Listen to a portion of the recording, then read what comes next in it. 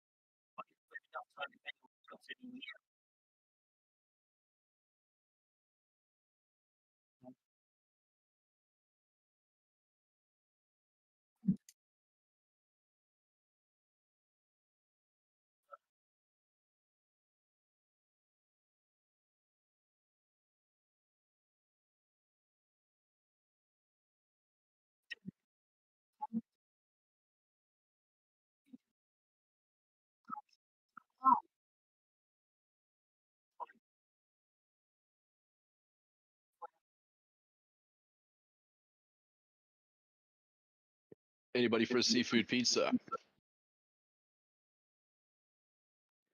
Sounds like Var we're leaving. will head to any armaments.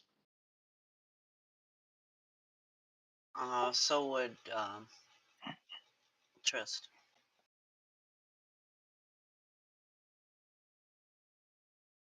I'll get to an advantageous position, but I think it's time to run.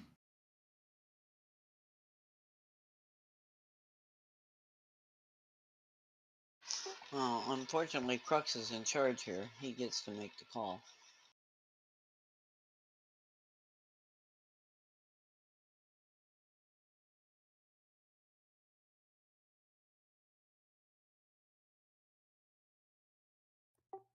Oh, are we in rounds right now? Just to clarify something, are we being paid? Doing this to save our planet and the Academy. Not my planet. Did you join the Academy willingly or were you shanghaied? I came to be trained. I got trained.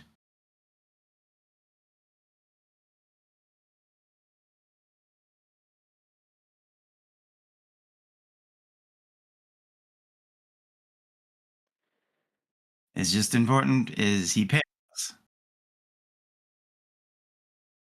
Hmm? Is Crux paying us? Has he hired us?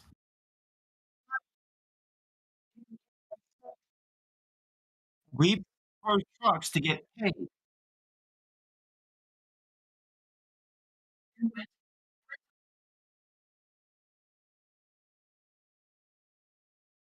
You belong on a mercenary crew, really. Exactly. Yeah, but we're not mercenaries. Okay, so he is the captain, but he's not my captain. Yes.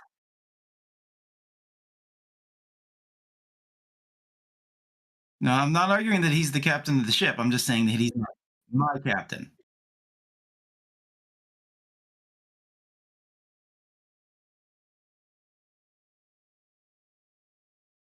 So, what's his plan? Because we are vastly outnumbered.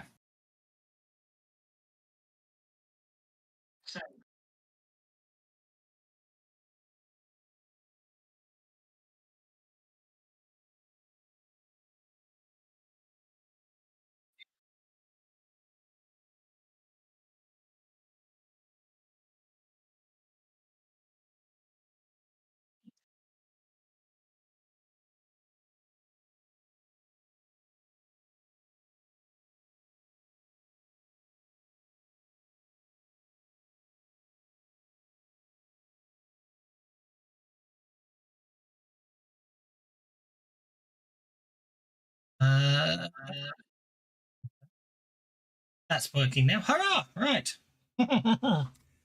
It's silent again, apparently. Good old. Okay, old- so he has the fleet. Is that what we're seeing?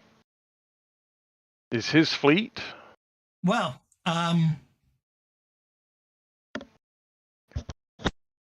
Well, he said to get to battle station, so. yeah. So,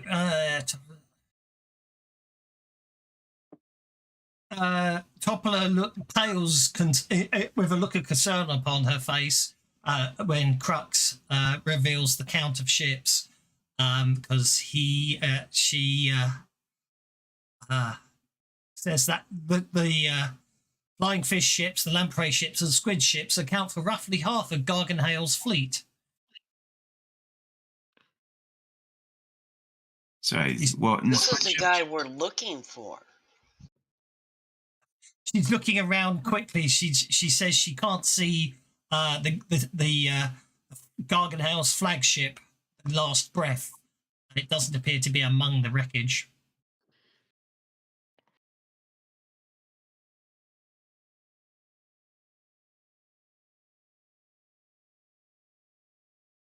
Okay, so his fleet's been attacked. We've identified what as his ships. The wreckage. Does there appear to be wreckage from other ships here? Does this look like this was the site of a major battle?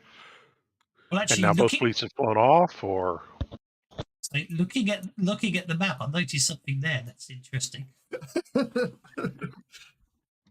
Looks like the wing of an astral elf ship to me, but anyway, you know, it doesn't say.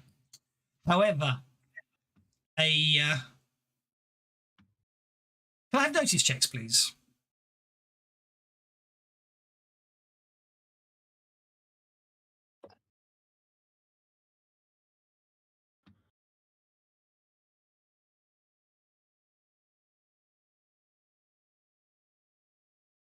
Okay, here we go.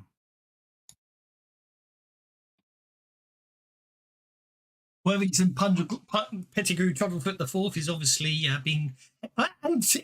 Okay, so basically, Worthington and TK are both being nuzzled by their respective animal companions at this particular moment in time, and therefore can't see, don't notice much. However, some of the others, you notice what appears to be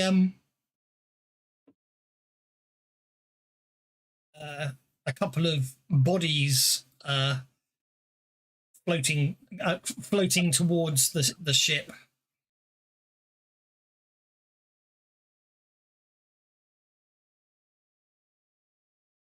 They bump against the hull, and although you at first you thought they would have been quite severely dead, given the the limited amount of time you have an air bubble around you if you're thrown overboard, these two corpses appear to be sort of grasping hold of the deck and climbing up slowly. Yeah, I mean, in theory, if there's a big enough piece of wreckage, it might hold the atmosphere just slightly longer. Yeah, I Or- don't think that's what this is. They go, Oh, do you think it's life, Jim, but not as we know it? obviously we read your air bubble. They're clinging onto the ship. They shout up. Greetings and assure you that they mean you no harm. Mm-hmm. Space zombies, did we say? Well, apparently they're talking, and zombies tend not to talk, so I'll give them the benefit of a doubt.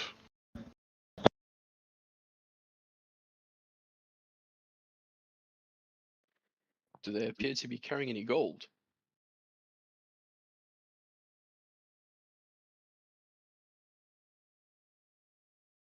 Wow, you really are just flat mercenary, aren't you?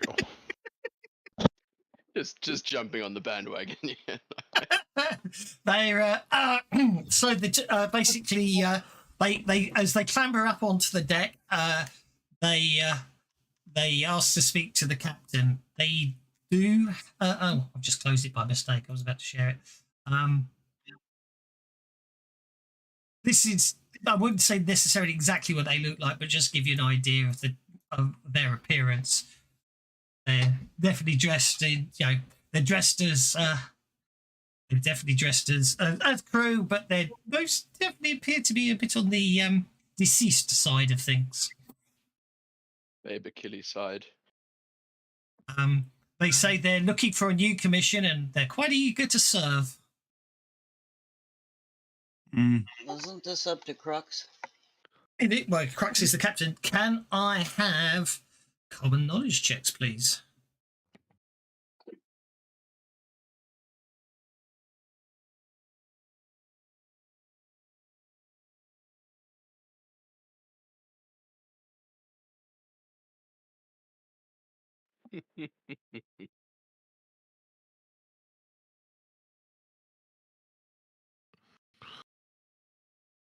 Yeah, while everyone's doing their common knowledge thing, Clara's taking a piece of scrap sail and trying to sell these 2 tickets for the ship ride.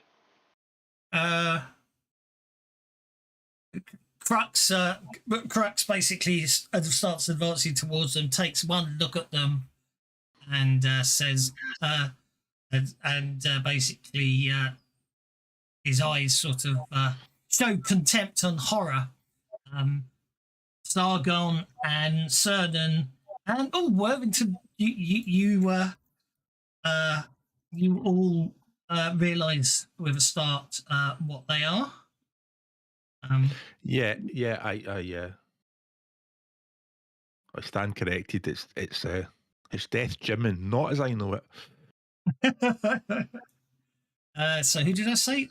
Sargon, yeah. And Cernan and Worthington. They start their spiel about looking for a new, looking for a new commission and eager to serve. Crux basically cuts them quiet and says, "Destroy them."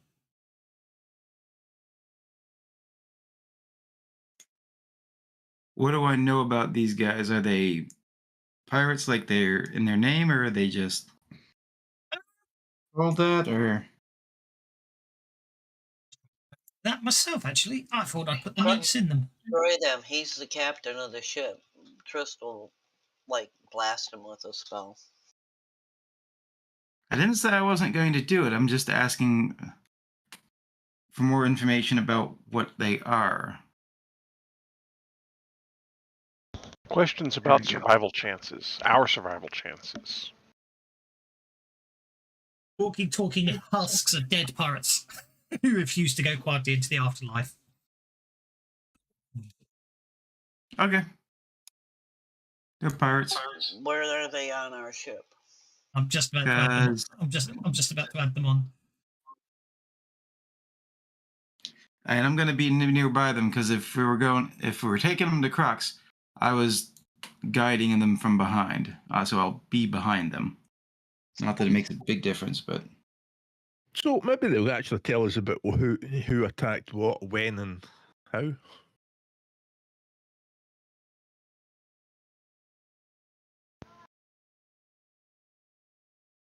Topola looks concerned as Crux says that and says, "There's a very good chance they're part of Garganel's fleet crewmates." You do. Crux is the captain. He said destroy them, right? Oh no. So Go lead with the Tristan guy raised who her hates flute to her Smurfs. lips and let go of a trumpet blast. With them parts.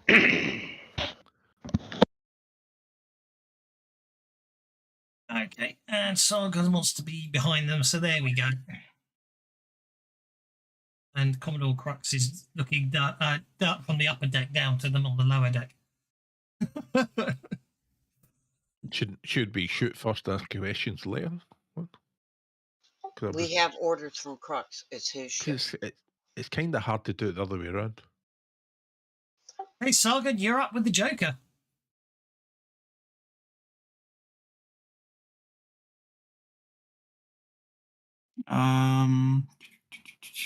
Okay. Oh, that's why. Combat tracker. Okay. So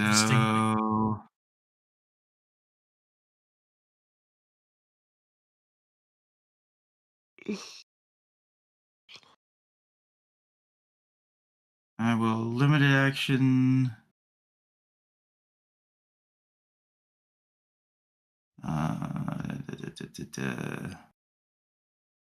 What is this?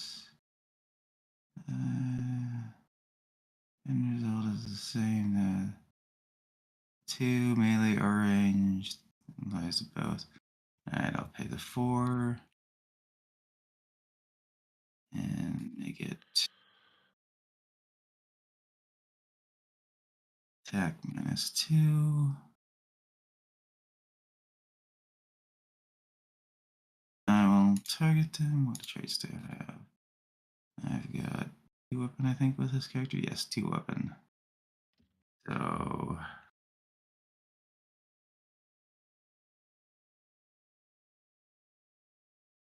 I'm both targeted. No. Right, that's what I drew.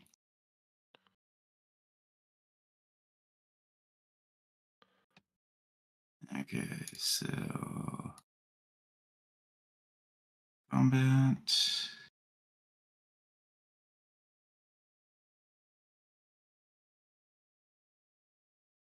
Him first.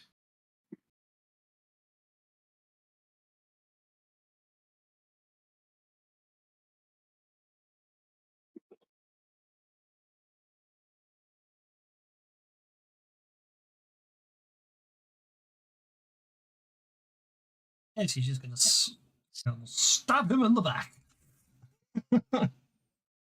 That's a hit. That's okay. 2 wounds on one, then a hit with raise on the second.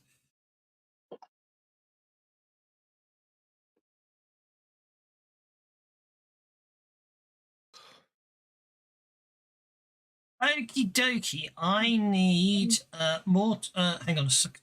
How far? What is it? Small burst? I can't remember. Yeah.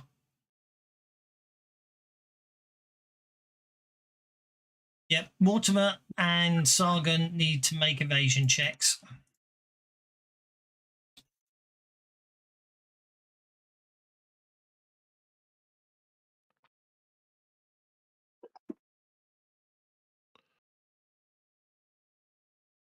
Joke bonus, you were obviously expecting it there, so Sargon, you dive to the side, expecting the result. Likewise, Wellington, I think you recognise what they were, so you also were expecting problems. So,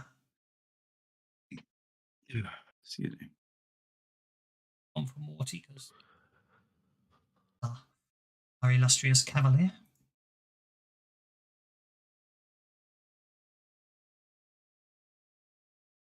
Duty check. I guess that's all I need to roll. It's at -2, right? Well, you're expecting it because you got a raise on identifying them. So you are just. Yeah, it's an evasion check on Morty. Actually, you don't get a bonus. It's the Joker bonus I was role playing in. Sorry. You just know that vampires have a very explosive death when they die and they turn to ash. That's more. So Morty will take. Do you want to? Morty will be fine. So they both, in true, basically bucket of past day style, they just burst into a pile of ash on the ground as they're both put down instantly.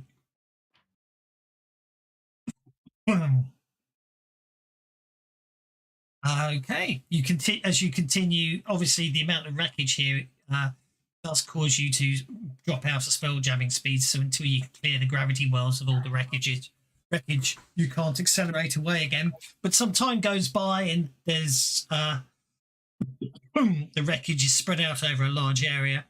Off in the distance, you do pick out 3 grey scavers, those space sharks. Picking at the drifting corpse of an astral elf warrior. So it looks like the astral elves and fleets came to blows. As you're getting to the tail end of the debris field, a tiny ball of light appears over the bow of the ship. It quickly flies around the mast and settles a few feet above the main deck, changing colours as it hovers in place. In a soft voice, it says, "Lost, are we? Maybe I can be of assistance." Link, listen. I punch it. Space Fairy. I punch it. Negated pun. I've forgotten about that, yeah. Oh, God. I'm kidding, of course. Yeah. If they did say that, I would... Ah! I did. When you said red and whatever flat changing colours, I thought, Close Encounters music.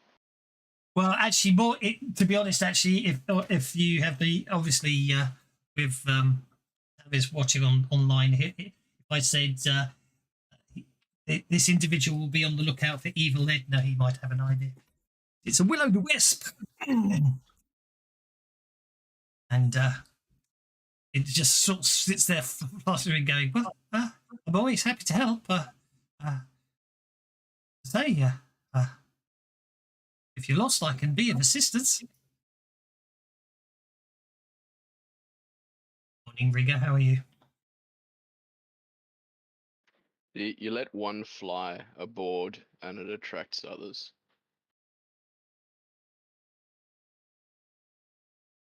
Looking at you, Buzz.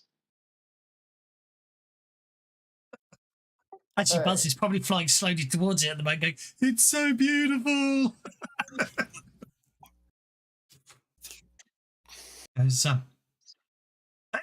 Well, as I say, I was aboard on the ship. I was aboard. Didn't survive the encounter with the astral elves, but yeah.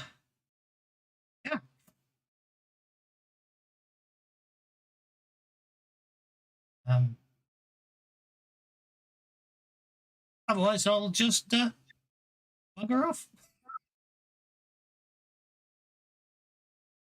That said, of course, that said, by the way, just before I fly away, if you don't need any help, I should point out that I am always happy to fulfill my secondary role as a recruiting officer. If you wish to join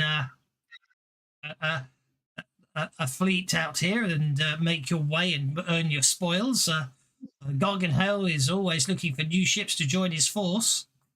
Actually, we're looking for Garganhell. We're looking for spoils. I could lead you to the rendezvous point where they typically regroup after an encounter. What caused this encounter? Well, you see, I'm afraid to admit that Garganhell made the mistake of attacking a star moth a while back. Since then, the astral elves have been aggressively attacking his fleet. Enemy my enemy and all that. What? Indeed. Well, indeed, yes. Well, the Astral Elves do take this arrogant thing that, all of space is theirs to command and all that. But as I say, Gargantel's always on the lookout on new ships to join his force. So allow me to guide you to the rendezvous point. Drunk? I look over at the captain and kind of give him the whole, should we do this? Are we doing this? Look. Does he seem to be honest? You don't have any reason to doubt that the glowing ball of light is lying in any way, shape, or form, no. Oh, I've got plenty of reason to doubt it. I'm just... He's so pretty. Indeed. So, yes, so he floats around going, well, what's it to be? I sure can look over at Crux and it's like he's the captain of the ship. Toppola's talking to him, and Crux is sort of nodding and saying, and basically says, give me the directions, and the Will-o'-the-Wisp floats lazily over the ship and sort of settles, hovering just above basically hovering just over the helm area where. Good. You're always suspicious that one guy survives. Well, it doesn't need to. The one guy that survived is the one person that doesn't need air to breathe. So that's probably why they survived. Okay. So the Will-o'-the-Wisp gives directions after some time. It takes another day of travel after you get up to spelljamming speeds, but you're then basically things turn a little sour. You're caught in a cosmic storm. Lightning flashes through dense blue and purple clouds, illuminating the silhouette of a galleon with torn, flapping sails. Ghastly mariners stand on the deck and cling to the rigging, staring at you with unblinking eyes. You're about 200 feet with the storm raging all around you. You're about 200 feet away from this galleon. One of the flashes of light illuminates the deck of the ship. The hull of the ship. You can read the second wind. The last breath, rather. You're the second wind. The last breath is stenciled on the side. This is obviously Gargantel's ship that you were looking for. It appears to be badly damaged.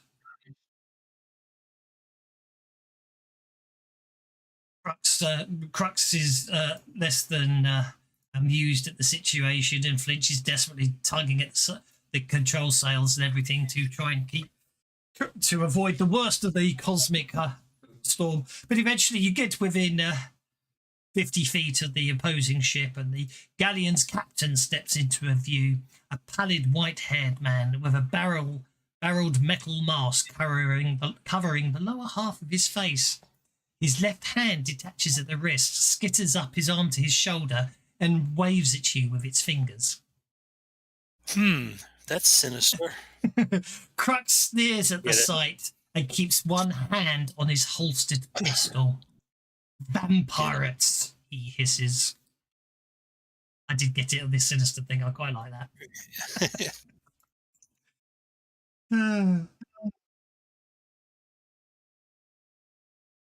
Give order bellies all round. Half male. Okie dokie. Yeah, I'm begging for bennies. So I have a picture of hands skittering about. That sounds a bit. Yeah. Hey, you got to hand it to him. He certainly makes an entrance. Yeah. Looks like that sounds hand. like a thing. Looks like that hand's gone all digital. I'm just letting you earn the bennies. I've just awarded you, so.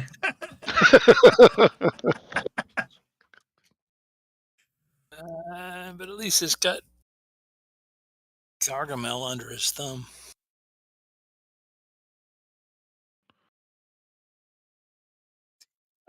That took me a while to work that one out. I have to be honest. That last one. Maybe it'll give us a few pointers. Yeah, maybe he'll give us some. Do you think he'll give us information, or is he just going to palm us off? Yes, exactly. Exactly. Hmm. I bet you when he was healthy, it was a real pinky. Um,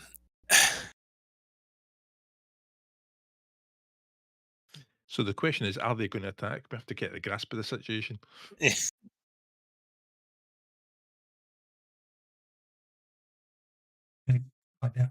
Okay. And we're not necessarily have to do this for money. Just we don't want to be too tight-fisted about it. Well, I say we do it to save our lives because, frankly, if you're dead, no amount of money in the world is going to do you any good. oh man, he's got a gimp mask.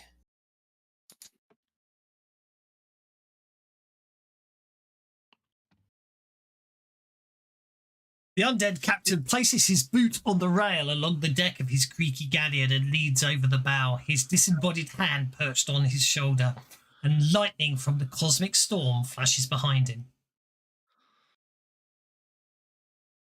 Garganhel's tone of voice is inviting, but his dead black eyes glint with malice. It's dangerous out here.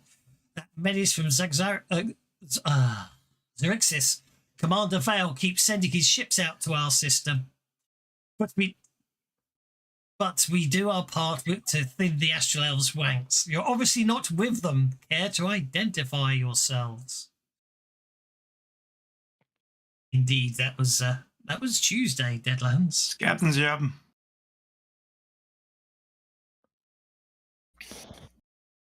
Cernan just kind of steps off to the side, more or less taking cover behind the rail in the boat here. It's up to the captain to decide whether we're fighting or talking.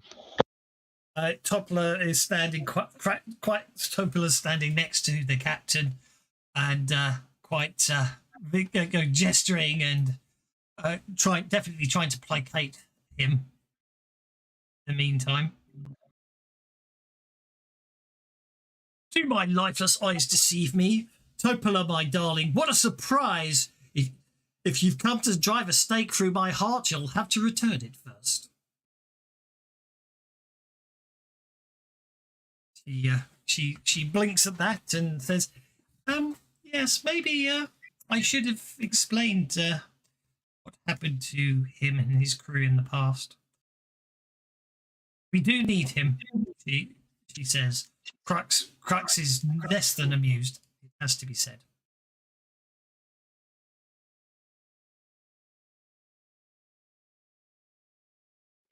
Introduces Crux and the ship, The Last Breath, and then turns and looks expectantly at the rest of the party.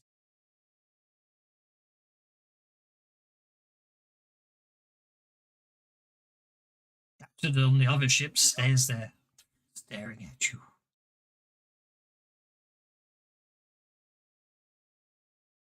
Nothing to see here, says the camouflage lump in the side of the deck. I feel like this is up to you, sir. He nods reluctantly. Crux nods reluctantly.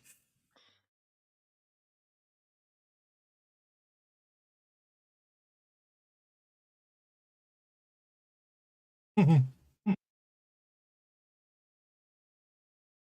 want not a talkative lot, are you? He says. If you want to give me direction, sir, I'll be happy to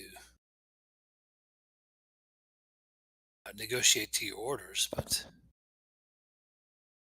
Cernan will stand up and holler across. The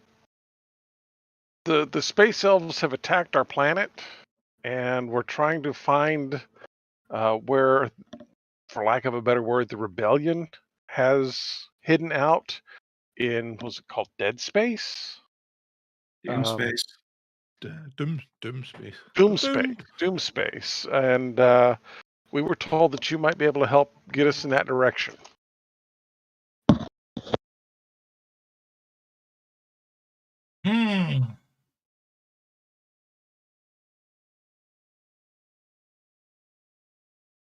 Well, obviously, I am always happy to have additional ships to help us fight the scourge that is. Why can I never say Xerxes? The evil empire. Let's just admit it. But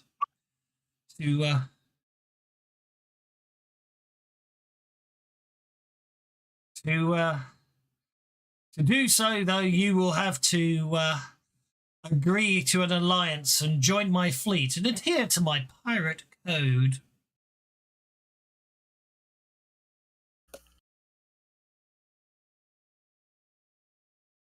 What's the pirate code then? Come on, out with it. Throws over he basically throws over a parchment, and it reads as follows. I can't even say I give up. I can't talk today.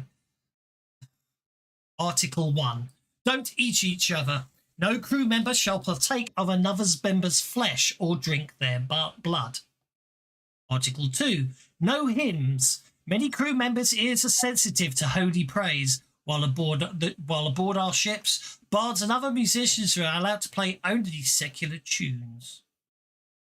Article 3. Coward's consequence. Those who abandon their post or shirk their duty shall be marooned. Article 4. No shipboard conflicts. All disputes are to be settled on land.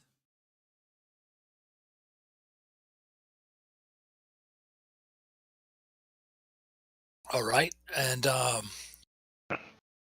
what do you plan on doing with the fleet?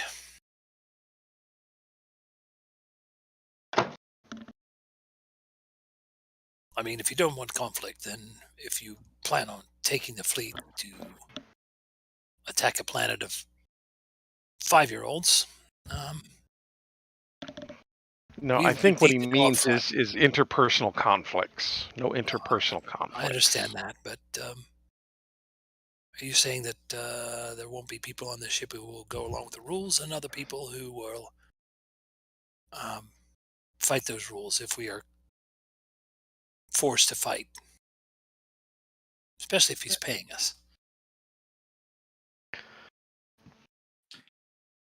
Duration of service. That's a good one.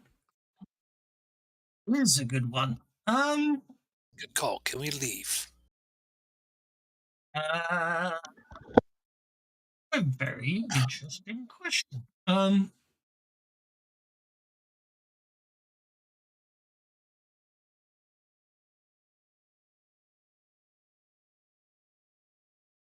You know what? It doesn't give me any indication. He wants once we achieve our goals, but if likewise, I will not hold. Until we achieve our goals and we crumble the Xerixian Empire.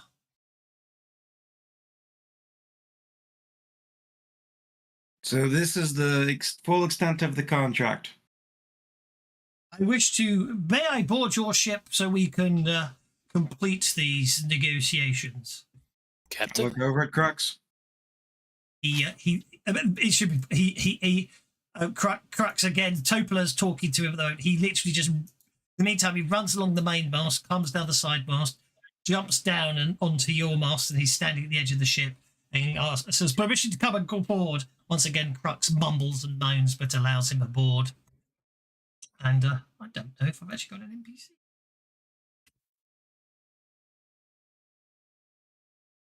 For him. Oh well. Might be a problem later.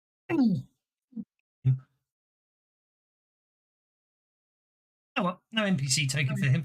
Just assume he's there. So he goes, right. So as I say, he gives you the pirate code, and pledges. If you agree, he pledges to help you save the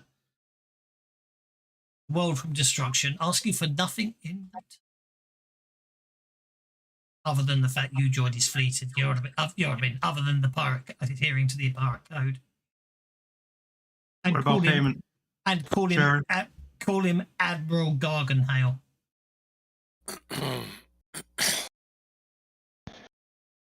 At this So point, what? Yeah, at this point, it should be that's a pointed. reasonable question. What is the standard share for pirating? Equal shares divided amongst the crew. Two shares each for officers, 3 shares for ship captains, 4 shares for admirals.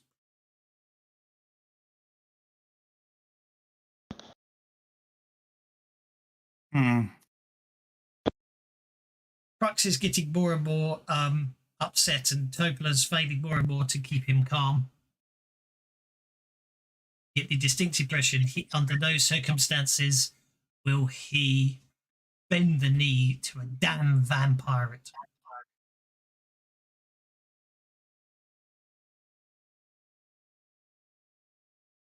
Can we just buy the map? I think I gestured at Commodore Crux, and it's like, I think he's got a problem, so can we just buy a copy of the map to Doomspace off of you?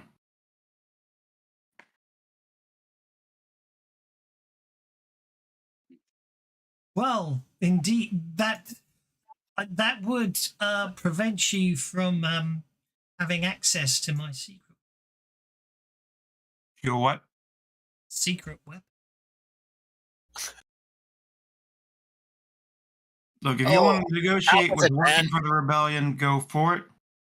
How is it, man? Tell me, what is your secret weapon? All in good time. You need to give your. You need to agree and pledge your. You need to bend your knee to me as your Admiral Garganhale. Crux is getting more and more uptight. I mean, if anyone wants to try and talk some sense into him, that's up to you. But likewise, you don't have to if you don't feel you should. Yeah, somebody needs to talk some sense into us first. All right, I grabbed Crux. I think you're about to lose us. Walking him towards the back with what's her name, Topola. Topola. Yeah, you're about to lose us, sir. The captain here is not inclined to agree. If you wish to have us join your fleet, and I recommend that you do. Just a minute. Let me talk to Crux. Tell us what the secret weapon is.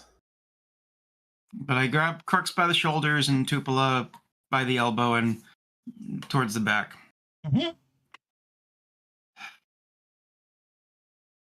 Look. He has what you need. He's not asking for an extended duration of service, so you can simply work with him until we get to Doomspace and then end.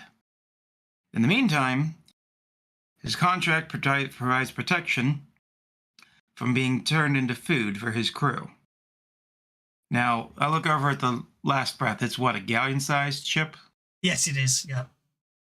It's like at least 50% on top of us. And how many people can I see over there? That's a very good question. I think the average. You're not entirely sure how many are on there, but from your knowledge, a galleon can hold a crew of up to 120 individuals. I'm not saying you've seen that. I'm not saying you've seen that many, and the ship's heavily damaged from combat. But it's safe to assume that there could, if it was fully loaded out, there'd be at least 100 crew on board the ship. Where he's going with this is he's be happy to join. There's no choice. Probably about 20 or so. Okay. Look, we can try and take him if you want. It's probably not the best idea. Might be feasible. His ship's damaged. We're refreshed.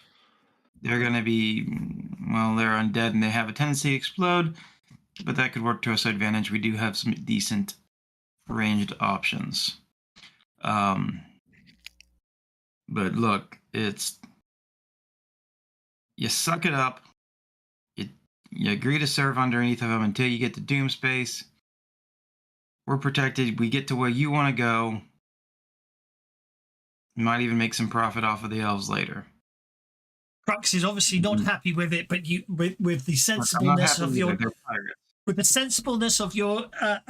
suggestions, he sees the logic, and although we can take him if it comes to it, but exactly, he you want to waste your time fighting them or fighting the elves?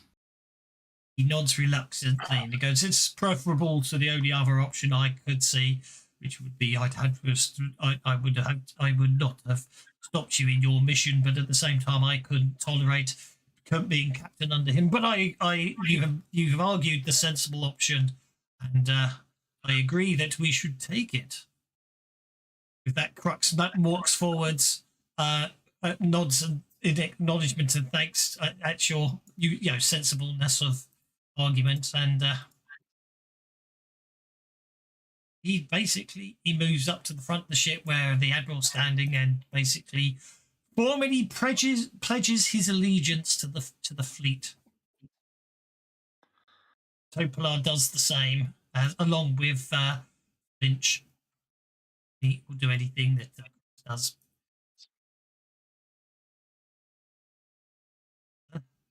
After that, Crux, still obviously not happy about it, but accepting the logic of the argument, steps back. Lynch goes to coil some ropes over on the corner of the deck. I'll step up and like, all right, I so swear. Mm-hmm. Take a knee. Down, back up. Okay. I've unlocked tokens so people can move a bit more freely. Go back to my fishing pole. Indeed. How's the rest of you feel? Claw candidly waves a hand. I still want to know what the special weapon is.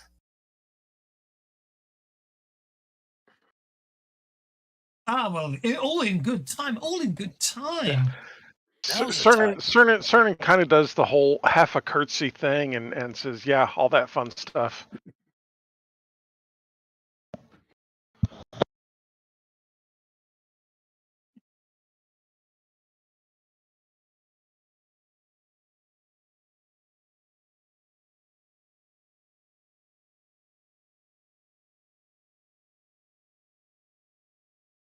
Look. So on the assumption that everything passes, I haven't kicked anyone, I assure you. On the assumption that nobody is going to bend the knee, not refuse to go along with the railroading, as it were. Garganhel smiles and says, "Well, crewmates, I suggest you join me aboard my ship to celebrate a new alliance with a bottle of Champagne de la Stomp."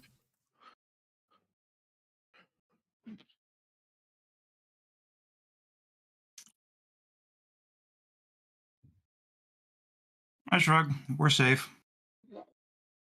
Ish.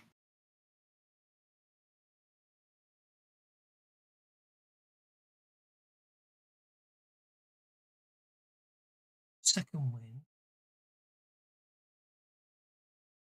Don't forget your second win.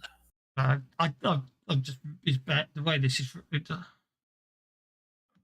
I know MacD loves his Billy Okay. Joel. Okay. More than the Eagles. As Garganhel turns to basically indicate to his ship that it should come alongside for easier docking, the last breath turns tail and flees, leaving its captain behind. Garganhel's dark eyes widen, then narrow. "What foul treachery is this?" he hisses. As Garganhel bellows a curse at the dwindling stern of his ship, Lynch approaches the vampiric captain with glazed eyes and a dreamy smile. In a voice dripping with sarcasm, Lynch says, "Captain Garganhel, your command of the last breath is at an end. We've had enough victory at your hands to last 10 lifetimes." The Hadessi then shudders as a ghost vacates its body, cackles and disappears. Lynch blinks his eyes back into focus and says in a normal voice, "I smell smoke." He was possessed by a ghost. Sorry, you were possessed by a ghost, it looks like. Mm. And there was a mutiny. Ugh. Finch looks very confused and goes, We lose the fleet. Did we at least get the secret weapon? "Aboard my ship is as a weapon, and you can use against the Xerixian Empire. Help me retake the last breath, and the weapon is yours." I assume that intership conflict is waived. Well, they've obviously betrayed him, so they've turned. That's a mutiny. That's a There's nothing in mutiny. the intership conflict agreement that if they did it first, we can do it back. Oh, as he says, if you help him get his ship back, he'll give you the weapon. But now we must focus on catching my ship. He says, "It's not striding purposefully. Looking purposely around for your helmsman, which I believe is Cernan, isn't it?" Who's your Yeah, I helmsman? guess it is. Cernan darts to the helm. Okay.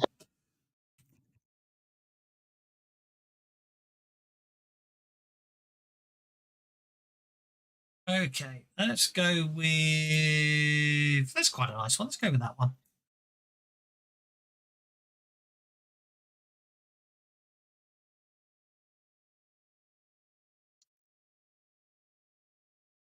Let's remember to try out that chase card. Won't work for a space chase deck, so that's okay. And then I'm going to take that to 100. Let's take it down to 75, actually.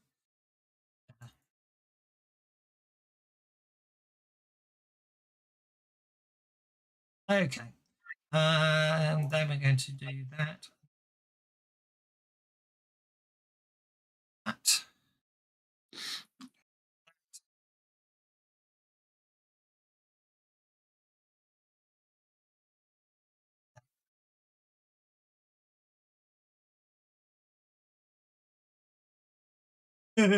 I don't either. 1, 2, 3, 4, 5, 6, 7, 8. That'll do. And then let's take the distances down. A much lower number, so it's still visible, but not necessarily as in our face. Then turn on chase mode. Share that out. Then I just need to go to vehicles. Go.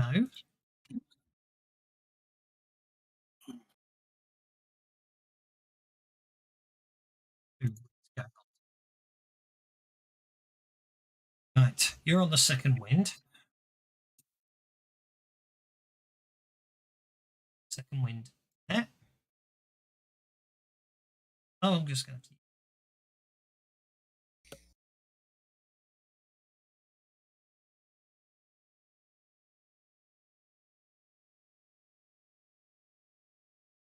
That.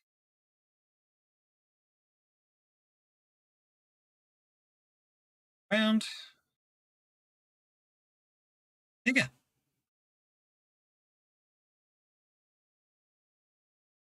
Good. There we go. That.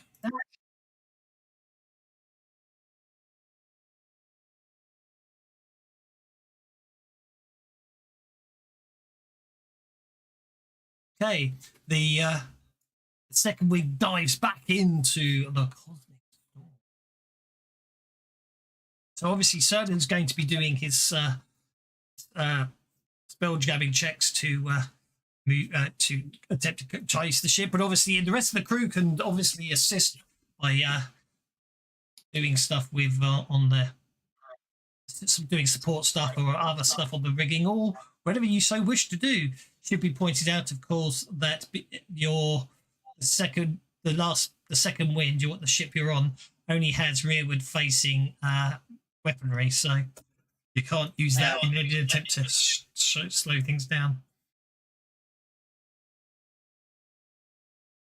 My generation got our. All right, let's make a nice head to Yeah, Plar is going to do some of the sailing and avoid that rear-facing ballista for a change. Okay. Twist will head for the ballista because you never know.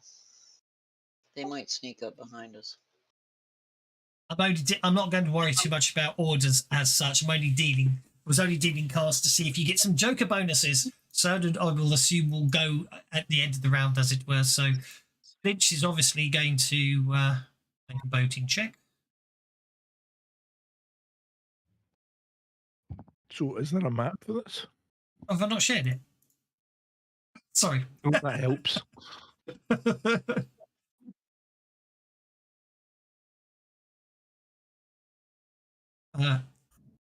Finch, actually, sorry. Yeah, he's boating check. He goes, uh-oh. I do smell smoke. He notices there's some smoke coming from below decks. Going, did I just come up from the lower decks? He rushes off in concern. Shouts when he gets as he opens up the hatch. He shouts, "Fire!" Sargon, what are you up to? I will go help deal with the fire since we are not in range of doing. No problem. Let's have an athletics check from you. On the Okay. let's have a chase and a difficult task. Difficult task at the same time. Okay, that's 2 successes. So you and I roll voting for Flinch, but that's okay. I'll better change that to athletics for him. Thinking about it. Okay, that's 3 tokens on putting out the fire. You need. There's it takes a grand total of 9 tokens to put out the fire, but that's absolutely fine. Topolar's not going to be doing much because she's just going to be waiting to get closer before she can act upon anything. Plixagleb. Slip between the deck planks to put the fire out. Okay. Get behind it.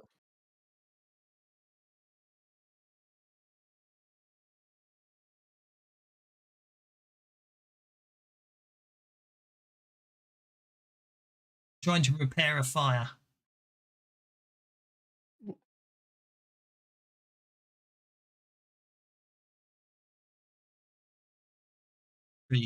Explain how you're using repair to fight the fire, as it were. No, that's what I mean. I said I was going to use my knowledge on my ship. I was going to slip between the cracks of the ship. I was wanting to get in behind the fire. Well, you can do that, but still, if you still need to make an active thing to fight the fire. You can't just beat it with athletics unless you want to explain your usage of. I mean, because he can use repair in making sure that the fire does not spread to critical structural points in the ship. Yeah, I don't disagree. I don't disagree with that. I just needed him to say it. You know, by ruling, you just justify it. He hadn't justified it yet. That's all it was. I'm just being a dick today. Yes, I'm going to move stuff that's burning out of the way. That's fine. That's fine. That's fine. That's 5 points towards that. That's no problem at all. Pla. This says the bennies must flow, so the bennies flowed. Pla is imagining the scene from the IT crowd where Moss makes a fire in the office. Like a little bit over here, a little bit over there. Oh, there's some over here now. Yep, Pla can either contribute to working sales or beating out a fire. It's your choice. Which one you want to do? Yeah. Let's go for the most urgent. Fires and ships are bad news. What's that? Athletics. Which one do you go for? The fire. The fire. Athletics is you just literally beating the fire to death, as it were.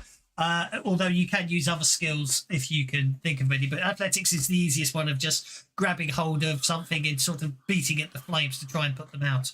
Or don't get me wrong. There is at the same time the urge to dump a portal on the enemy ship and try and transport some fire from our ship to their ship. What's the range on closing distance on the ship?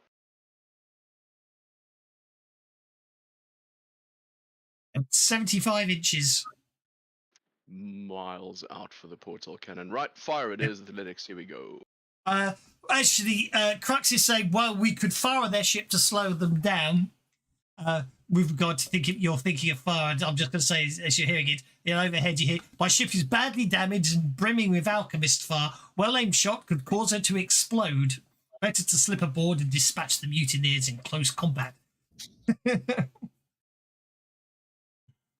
Sounds good. Athletics it is. And just obviously, if his ship explodes, it will destroy the weapon. Okay, you beat ineffectually at the fire. Unless you want to Benny it. We'll definitely Benny that.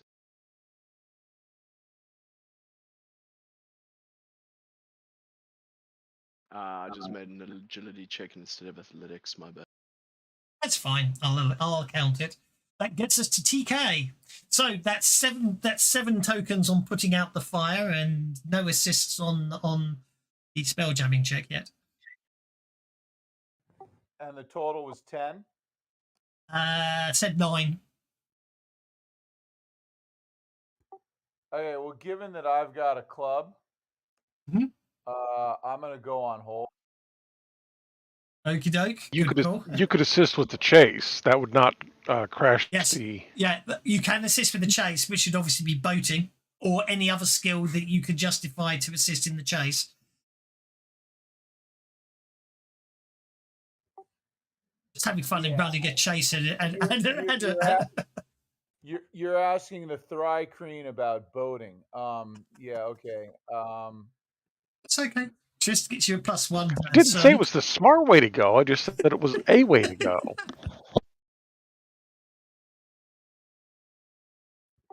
I could intimidate the helm.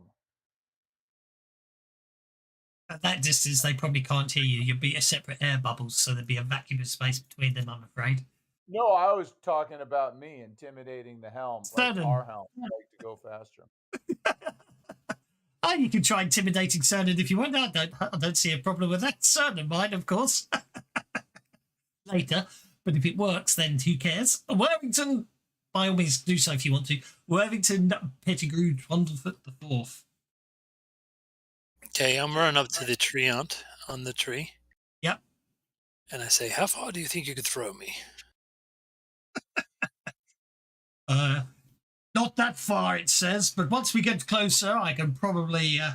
Once we're alongside each other, I can definitely get you aboard. Excellent. Definitely, probably. Yep, that's a good answer. I am going to.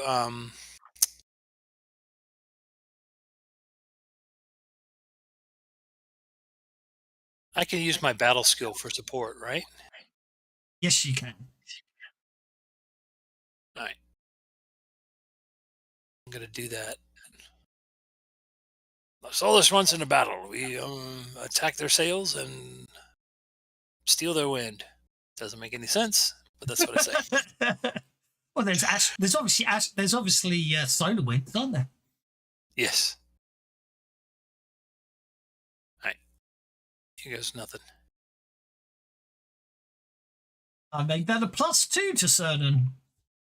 Commodore Crux is going to make a boating check to see if obviously he's obviously still a bit flustered under the whole thing. And then Starbow is I'm not entirely sure how stealth in forests helps him right now, so I think he's just going to try and be persuasive and support everyone. Well, no, I'm afraid he's not too good. So, by my calculation, there's 5 points of damage from. Sorry, 7 successes on the fire and a +2 bonus on your spell jamming check. Okay, jamming away. Obviously, your arcane background or your spell jamming skill, because I think we did both, didn't we? Okay, 1 success will get you to the 6 of diamonds. Yeah, you know what? Let's Benny that. Just because we've got lots at this point. Okay. There we go. Okay, so that will get you to the Joker. So that means you are obviously alongside. But at the start of this round, you see, I am now going to do a spell jamming roll. The opposing ship. Hold on a second. Wasn't somebody about to get thrown across? Well, yes, but at the start of the round, they may pull away. However, something's gone wrong on this might be the world's shortest chase. Something's gone wrong on the something goes wrong on the other ship as they don't critically fail, but they completely fail to. Oh, you know what? I might spend a penny. Oh, I'm afraid they. I'm afraid they're going to pull away. So the net result is obviously as you make a chase to catch them. I'm afraid they likewise make a. They're able to keep pace ahead of you. Next things next, we get to roll on the. Let's see what happens with the fire. You're okay. It doesn't spread. Therefore, it's just going to do. Yeah, it's a very small fire at the moment, and it didn't spread. So, if you're really lucky, it won't cause any problems. Dealing cards, Mitzi got the twist, got the Joker. So my word, you're getting bennies left, right, and centre today. I'm going to continue helping with the spell jamming, so that would be voting again, right? It would be.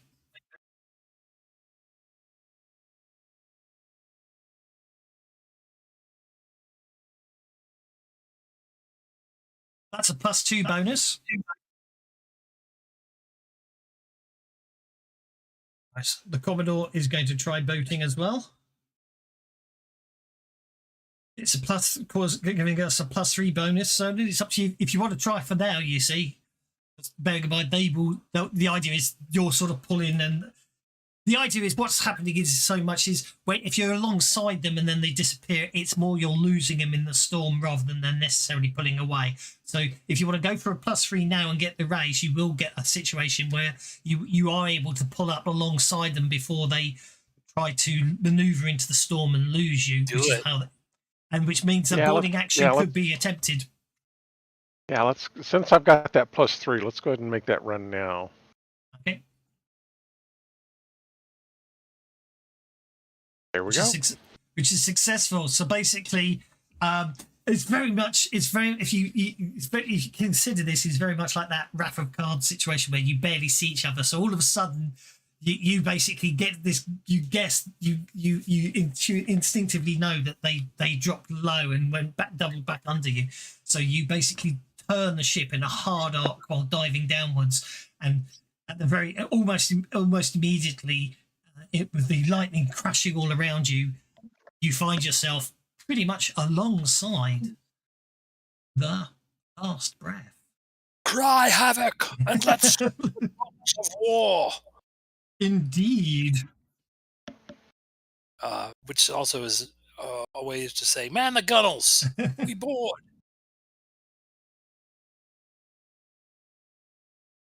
Okie dokie, which means we won't worry too much about the rest of the map. We'll just go for this section over here.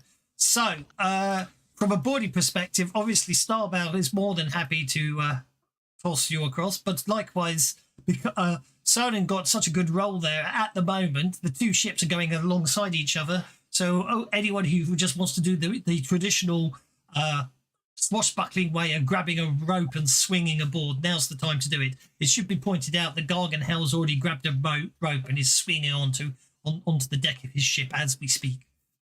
I want to try this. It's an idée fixe now.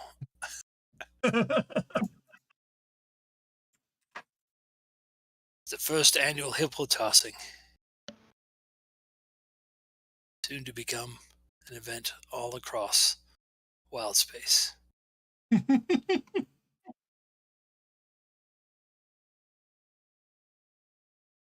Okie dokie. I'm just updating things. So let's see what we got here. We've got down there. Then on the main deck. It should be pointed out when some of you get closer, you do tend to as some of you come onto the other deck, you do realise when I said earlier, there's about 20 people on this deck. You do realise that in a quite cunning exercise that has been done numerous times before. You realise that some of these undead continue looking quite dead when they are in fact really dead, and if they're left standing up and propped about the place. When you get across quite a few, you notice quite a few of them seem to be a lot more lifeless than you originally anticipated. But anyway, okay, so let's do that, and then we can do sharing of this one, and then if I do it right, that should sync the view, so we should be nicely focused in on the map of the ship, although from your point of view it's probably all dark until you get on there. So TK is jumping on board the other ship.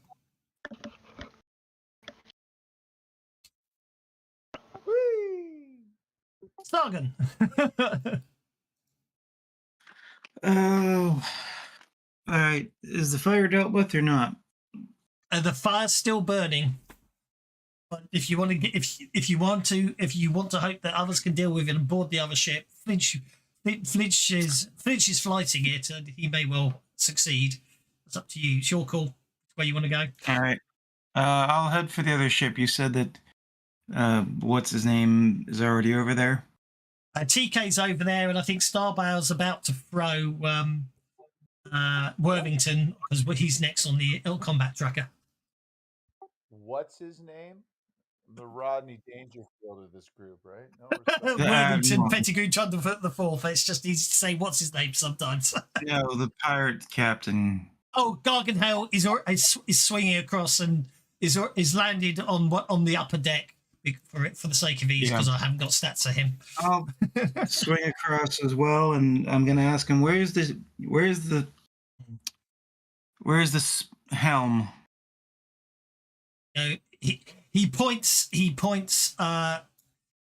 basically, goes, it's on the deck through the door towards the stern as he lands on the upper deck.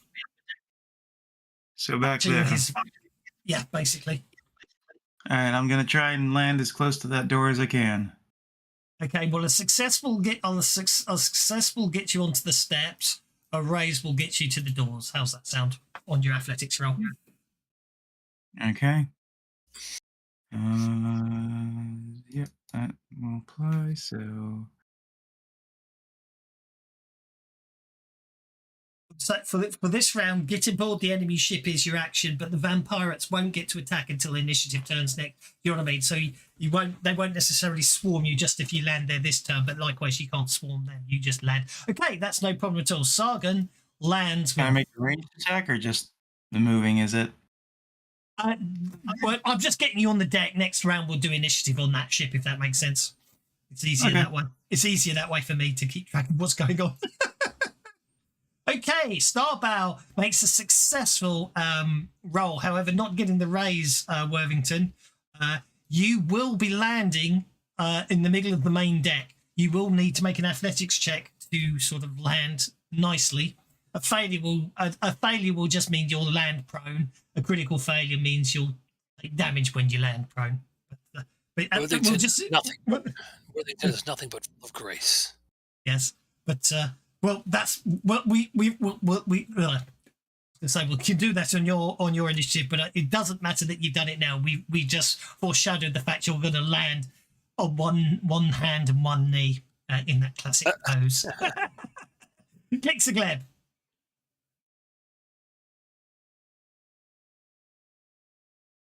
Guy 2 will swing across. Okie dokie. Yeah, Finch goes, I've got this far. It's nearly out. He says, looking hopeful. You swing across, and then before you get a chance to let go, you find yourself swinging back towards your own ship. And can I get it on the? Can I get it on the? Oh, hang on, wait a minute. Hang on. Right, okay. So, okay. Yeah, given your description, Dots, I just see him swinging back, and then swinging over, and then swinging back. It's like that. Just give your place to land each time. Yeah, exactly. He lands. He barely lands on the other ship. In fact, actually, it's Glixagleb, isn't it? He basically half of him lands on the ship, half of him lands on the railing, and basically you see him land, and his entire body appears to get severed in half. But at the same time, of course, he just reforms as his two halves flow around the side of the ship, and he stands up again, back in one piece. Meanwhile, Pla. Do you wish to run above deck and swing across? He's gonna fight the fire. Okie dokie. Potentially back to the ballista when the fire is taken care of if we're still in motion for maneuvering. Okay, go for it. I'm afraid, well, you can't be overcome by smoke, but the fire is. Oh, look at that! Oh no! That's no. Okay. Yeah. You basically you look around the place. You find a very large old sail and literally smother the remains of the fire in it, and then stamp on the sail as it starts smouldering slightly. Then at this point, there's a loud thump on the other ship as Worthington, Pettigrew, Todfoot, the fourth. Actually, I know what I would have done if you'd critically failed. It would have been amusing, but it doesn't matter. You land on the deck with a loud crunch. You do notice some cracks forming around the deck, but it holds. Obviously, a critical fail, you'd have ended up on the deck below, but that's fine. Flinch basically starts tidying up the place. So, well, that's good. So, at the end of the round, let's see what the other ship does. Wait a sec. Pulls away. I'm going to before I finish my turn, I'm going to issue a challenge to Vampirate number 4. Oh, go on then. I'll allow that. Actually, well, it's not a free action, is it? It's an action, isn't it? It is. No, it's a limited act. Yeah. Yeah. So we'll do it now. Okay. That's fair enough. The idea was to get you there, and then the idea is you've got a whole round of getting there before they get to react. Okay. At the same time, as you all land on the deck, you lose sight of the second wind as it disappears as the last breath turns slightly back into the storm. But obviously, you get on the second breath, you can see them in the distance, about 25 inches away. Okay, Vampirate number 7 is going to basically let's lock tokens. Vampirate number 7 sees Sargon land very close to the deck. He's going to deduce what's going on, especially as Garganhel's shouting that way to him, and he claws at Sargon. He gets attacked first. He does. I forgot your first strike. Please do so. To say I rolled it and then remembered you've got a first strike. Okay, there we go.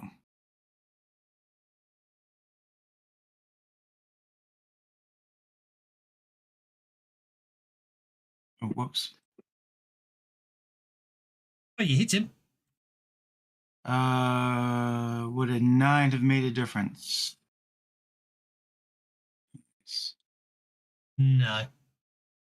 It would have given me a raise. A 9 wouldn't have made any difference. No. You need a 10 to get the raise. Oh no. I don't think that would have made a difference. Never mind. Still hit, so you can roll for damage. Offhand.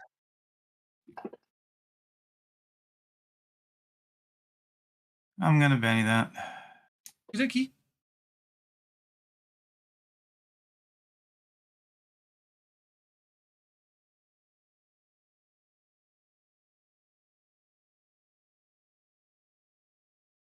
Hey, you slice at it with your soul knife. It doesn't appear to do anything. Right. I think he was trying to Benny the damage, but it Benny the roll, the attack instead. It didn't. I was trying to hit him, but it didn't. It still targeted the other guy. Oh, my mistake. It was it was poor timing on my part. It has to be said. I did the wrong thing. So, okay, you slash at him. It doesn't have any real effect upon you. And Vampirate 7 is not targeting himself. He is targeting Sargon. He has hit Sargon. And he will, his claws rake you, but you, again, basically all that happens, Sargon, is you're shaken as he claws you. Okay, that gets us to Vampirate 4, who will advance towards Worthington, who was trying to... Worthington basically parries the attack as the chat comes in. TK, you're up, sir.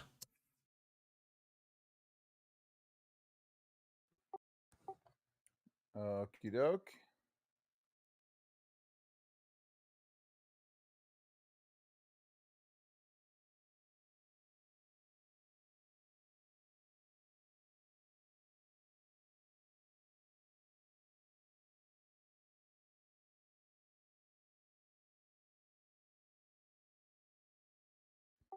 Sorry. Yeah.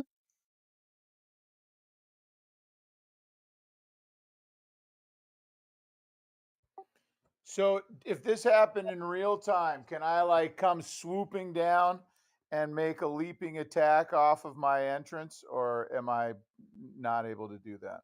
It sounds cinematically. It sounds cinematically fitting, doesn't it? Appropriate. Yes. The English language eluded me today. Oh no. I wasn't trying to correct you, sir. I just was, No. I couldn't remember. I was trying to say appropriate, and my mind went completely blank on the word. That's all. So I'm making my swashbuckling leaping attack. I just try to move to the Yep. one. Yeah, so I'm within one here, and Go for it. That's a hit.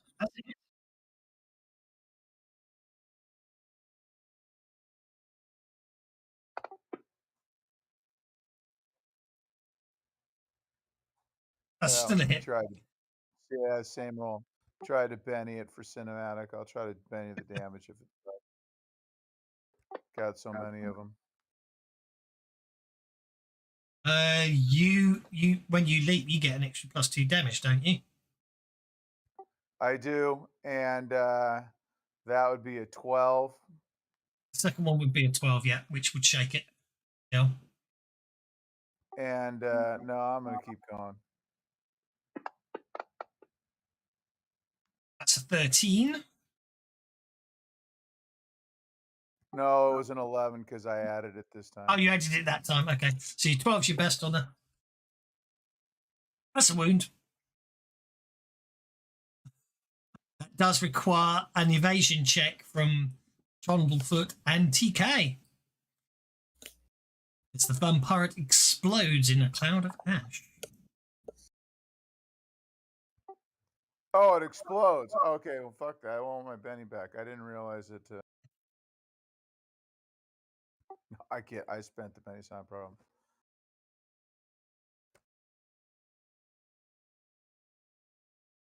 So that's a small burst template evasion check required for 2 of you as it explodes.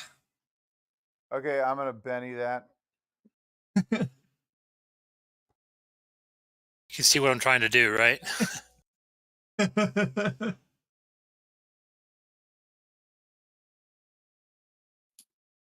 Yep. Okie dokie. So, TK doesn't evade, but Warrington does.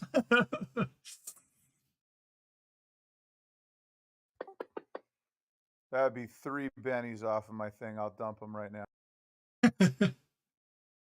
Damage. I think the amount of damage you take from blowing up is probably less than three. It's less than worthily big 3 bennies. But anyway. Yeah, but I can't have this.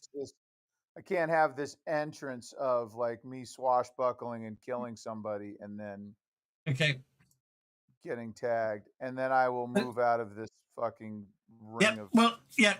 Likewise, Mr. Thunderfoot. So you get to choose how you want to evade from where you want to evade out of the blast area to. Obviously, you can't literally just suddenly appear on the other side, but you can position yourself anywhere you like it, within reason around the edge of that blast template. Because the idea is you dive to the north side. Yep. Well, you're still under it at the moment. So the point I'm trying to give you is you have a free move towards the bad guy if you want. Is what I'm trying to say. And if anybody's watching, we need to let the benny flow. They've been saying it a lot, you know. It's just you just spent a lot all in one hit. Shannon, sir, you're up. Well, they've flown away from me again, and I don't care for that. So I'm going to try to get a little closer. I don't have anybody helping me this time, so. Well, you can go and hold. You can go and hold, Oh, but you wait, don't need nope, never mind. Got it. to. No problem I think at I do all. want to pass them up so that our ballista can get a line of fire on them. Okay, no problem. Well, in the same square, you can do that, of course. So that's Okay. absolutely Yeah, fine. that's true. That's true. So. Because the idea is you'll position yourself in such a way that the ship's inside your firing arcs, which is fine. Yep, and that'll still let people jump across if they want to. That works. It will indeed. Vampire 2 moves into this position here to also gang up on Sargon. Claws Sargon. Oh dear, this might be a big one. That's a hit with your raise on Sargon. Okay, that could be problematic.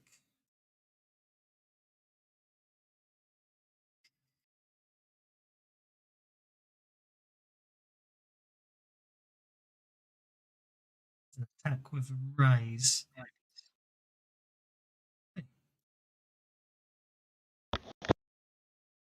So, Sargon, you are unharmed from the damage. However, you do feel your life force being sucked out of you by this vampire's attack. It hit you with a raise, so you need to make a vigor check at -2. Stuff that. Energy drain vigor. You're fine. As soon as you roll that 8, you're absolutely fine. You resist the energy drain upon you. Trist. We're close enough to board now, right? You are? Yep. You can just you can swing across as a movement action. No, Trista's not swinging across nothing because she's a clumsy one. No problem at all. And she reappears in the rigging up above the level of the deck. Something's not working in chase mode. Nah, you don't get chase mode on. I have got chase mode on. Did you hear what I said? Yes. I'm just suddenly noticing that something's chase mode isn't working. Use the ballista because she remembers that Gargamel or whatever. Yeah. Whatever his name is. No, I Gargamel is 100% correct. And I love it. Right.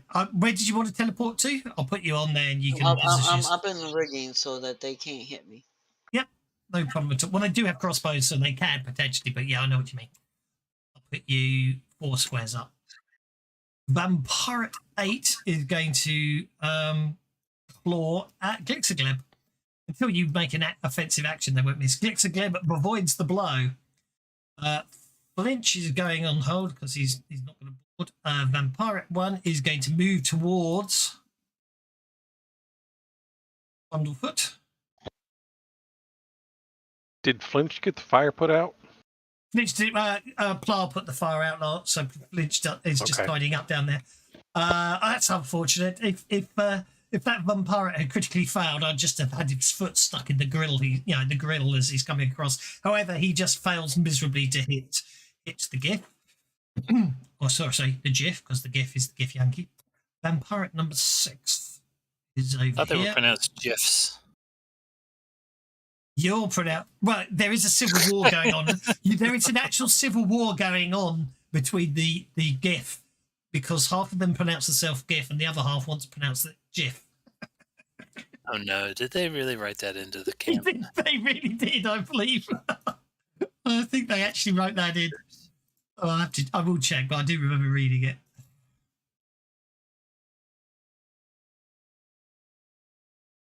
Maybe it's in the GM side, but I know they put it in there somewhere. What a bunch of lemons. I don't know if it works I'm not sure if that works in an American translation, but anyway. Vampire 6 opens the door, sees what's going on, and stops there.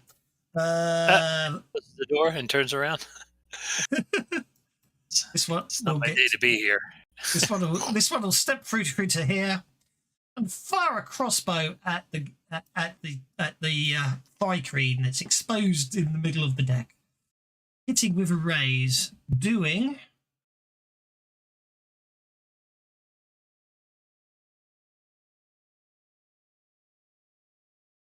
enough to shake the striker in. The crossbow bolt barely misses. Plah! With the fire out and the opposing ship available, what do you wish to do?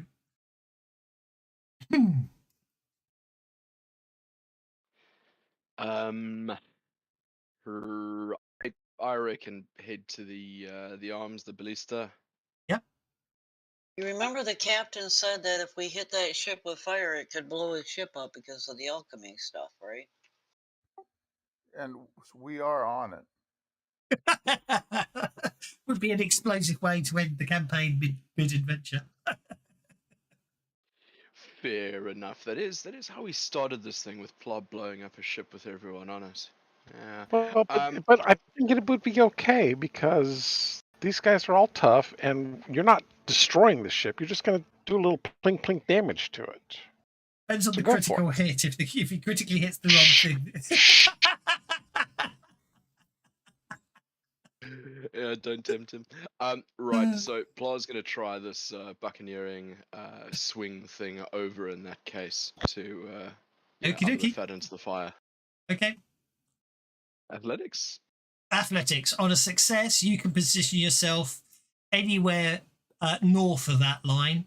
On a raise, you can position yourself anywhere south of that line, but no further forward than Trist, if that makes sense.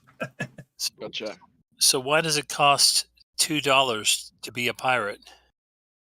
I don't know. Why does it cost $2 to be a pirate? He says with Because growing they're a sense of- buccaneer. Oh, for God's sake, a buccaneer is that's your argument? Reverse Benny. That is a reverse Benny. I'm sorry, that's a reverse Benny. Yes, yes. Thank you very much.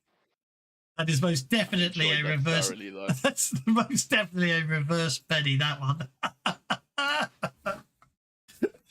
The anti-Benny. Okay, Pa, you okay? So you, I will plop you. So basically, I'll put you there, but you can freely move yourself left or right of your current position. And if you want to, if you do want to land short, i.e., north of the line, you most certainly can, of course, if you want to.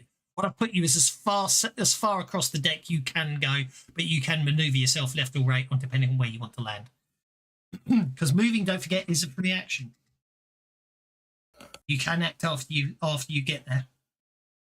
I only didn't let them do that last round because I didn't want to then roll initiative for the bad guys. Wasn't expecting you to catch up so quick. Trist, how far up the mizzenmast are you? The main He mast. said 4 squares, so. Okay. That's probably too high thinking about it in terms of yardage. Let's make it 18 feet.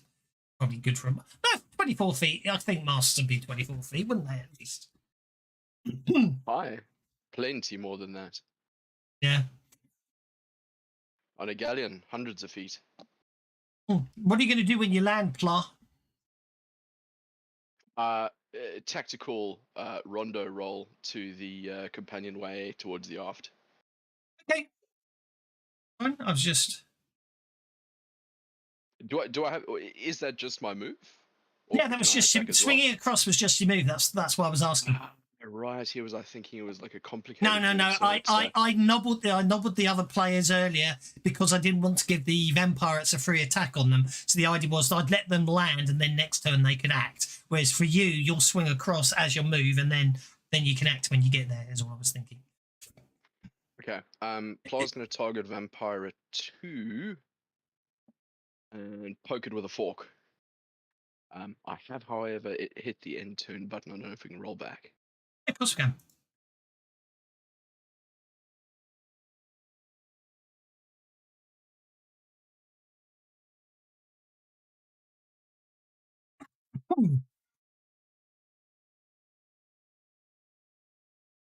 I don't need that arrow anymore. Your target, go. We're waiting on you, Mr. Plaza. Gotcha. Sorry, just issues navigating, being a bit delayed. No, that's fine. Don't worry about it. I was just making sure.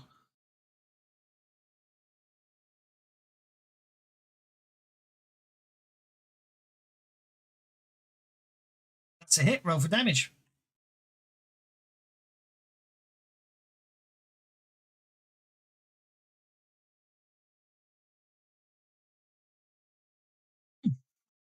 Targeted it, but it didn't register it. Okay, you shake it.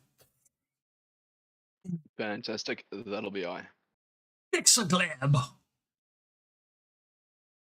I've been engaged. So he has to go first. What? What?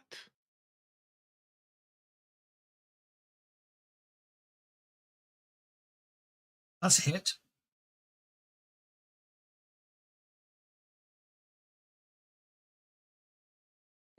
Oh, man. That's a wound. Okay. Okay. Well, you know what that means, don't you? Oh.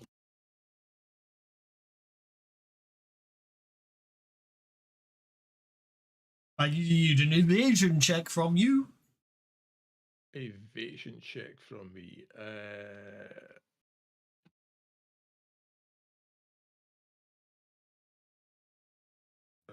Right, so we just roll agility, don't we? -2. Or type / roll -2. evasion. -2. Yeah. I got confused because I do something extra. We'll have a penny because we can afford it. That was almost a critical failure. Yeah, I'll take it.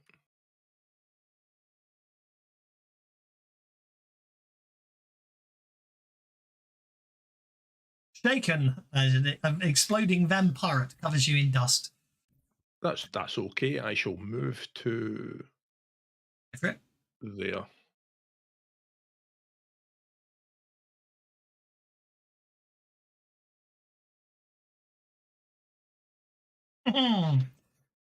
Okay.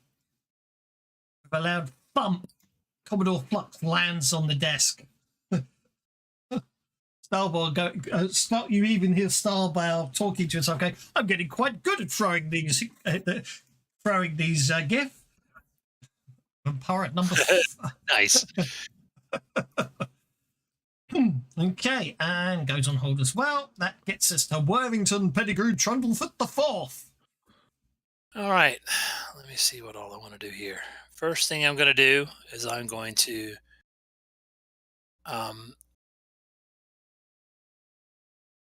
since they seem to be running up on us and engaging us, I'm going to give everybody a +2 to fighting. So I'm going to sound the charge. And that is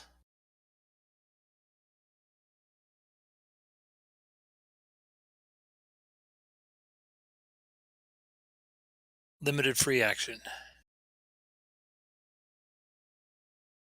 And I think you're in range. Yeah. It took me a while to find it. There you go. I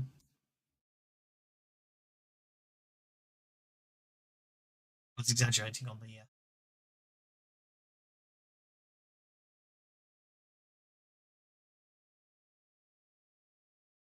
nice.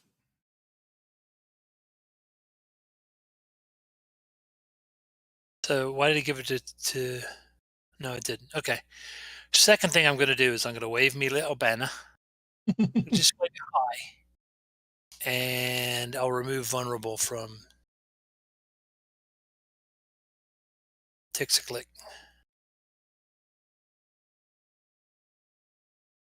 Okie dokie. Is there a power that I could put in there that removes things? Not that I'm aware Not of. under Savage Worlds. Okay. And that is a limited action. So everything I do from here on out is going to be a -2, right? It is. Right. A limited action is an action, but you can only perform it once per turn. That's what makes it a limited action as opposed to an action. Okay. Then I'll attack Mr. Vampire right there.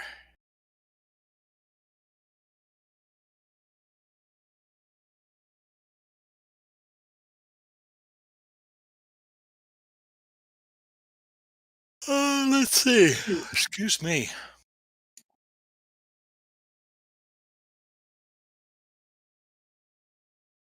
I might hit.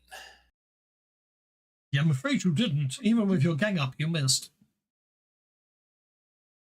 Why do I have? Oh, because Glix is there.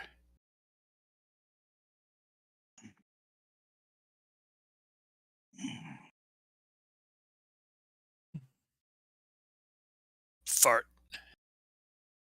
All right. I've done enough. I'm done. Okie dokie. You're done. No problem. Mortimer's not with me, so. Well, right.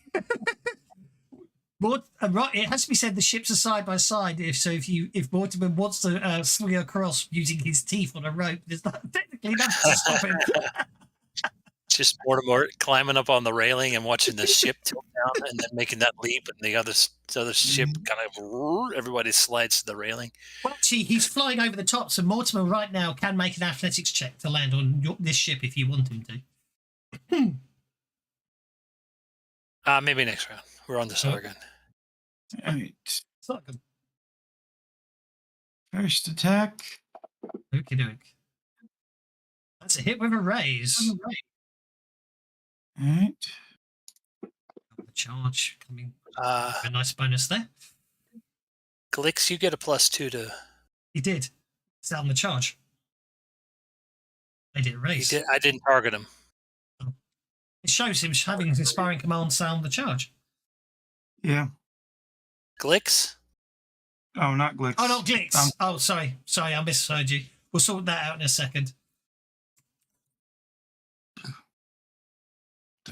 All right, so wound to that guy. Yep. Let me just give it to Glitz. Sorry, misheard. There we go. I'm doing it right now. I got it. It won't let you because you can't apply things unless you're the active character in the combat tracker. So don't worry, I've done it manually. All right.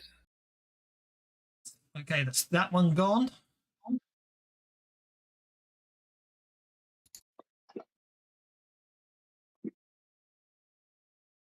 Obviously simultaneous, so we're going to worry about it afterwards. That is 2 wounds. That's another medium burst template. Medium burst, I mean small burst. Okay, so what we're going to do there is we're going to incapacitate that one. So then I need evasion checks for both Pla and Sargon. I'm not going to make you roll both of them unless you do really badly, in your case, Sargon. Yeah, you're fine. And I need an evasion check from Pla. So that's agility at -2, or you can just type /roll evasion in the chat window. Hit enter. Pla, sir.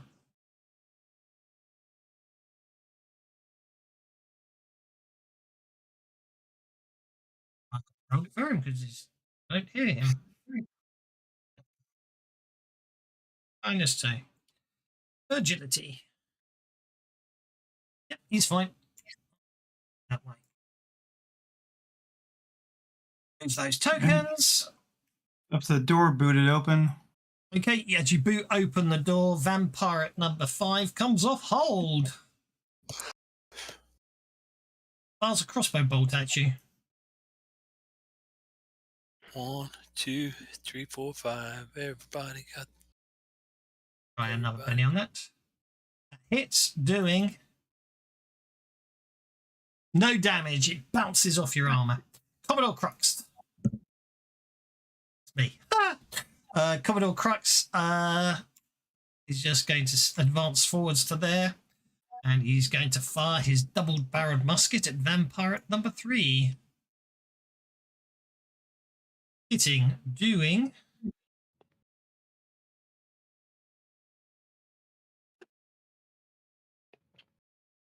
Yep. There's a very loud bang, and the vampire turns to ash.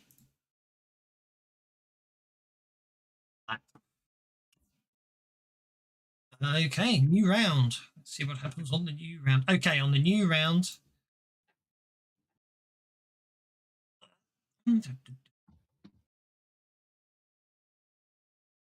afraid the last breath starts pulling away again into the mists below. Vampire at number 6.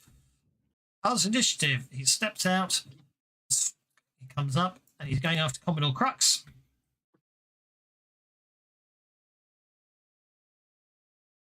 Missing. Let's spend a penny on that. Still missing. I won't spend a second penny. Lar, you're up. Greetings, apologies if I missed a turn there. It was the neighbor visiting.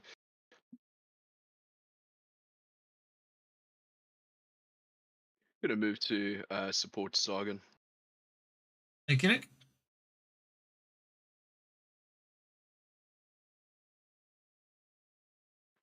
You can. Target 5. Oh, hang on. And there we go. And wallop a big old fork at them. But Sargon doesn't fill up the whole doorway there, so you can sort of just do a hasty throw over him. However, it would be dramatically appropriate to misthrow it if you do really, really badly. Could I, with a trident, sort of poke past Sargon, or is that like interfering in somebody else's hand-to-hand? If you got reach, you can, but Short, stubby, little Autobot arms, Autognome, excuse me. So yeah, we'll go for a little throw. Fingers crossed, Sargon.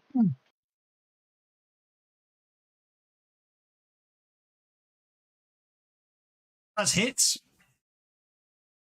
Roll for damage. Okay, yeah, basically Sargon obviously opens the door, a crossbow bolt narrowly misses you, leaving you a little shaken, but obviously you recover quickly, and then a trident unexpectedly, as you're blocking most of the view, this trident just appears to narrowly miss the vampire. Okay, that brings us to Worthington Pettigrew Trundlefoot the Fourth. Right. I am going to smack him again.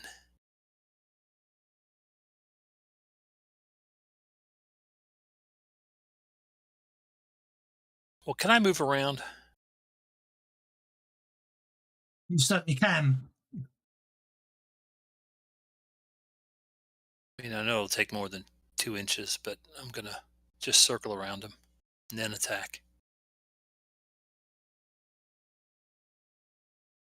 Sure, I'll accept your move in a second. I was just... Oh, that's a bad move, by the way. Oh! Yeah, no, he's fine. He's not engaged. Yeah, it's a bad move from anything you might want to do later. No, I'm just going to say, because it gives him, if he's standing adjacent, it gives him an extra saving throw. Oh, the gang up bonus? Yeah. No duck and cover. Oh! Dear. Shit. Okay, well, I think what we're going to actually happen is, as you're moving to about there, what actually happens is the ship is in a bad way. It is quite badly damaged. So as you move to flank, the grating beneath you, some of it snaps and your leg goes straight through, leaving you basically prone on the floor with the vampire grinning evilly at you. And my monocle pops out. Oh, your monocle pops out. Oh dear! I had forgotten you had bad eyesight. Yeah. Well, I keep it attached via ribbon. Yes, but it still pops out. Yes, it still pops out though. Yeah. That's unfortunate. Sargon. No problem. Bother. Treacherous deck. Hold this thing steady. Don't mind me. I'm just interrupted to topple up. Yeah, basically. Okay, that's a wound.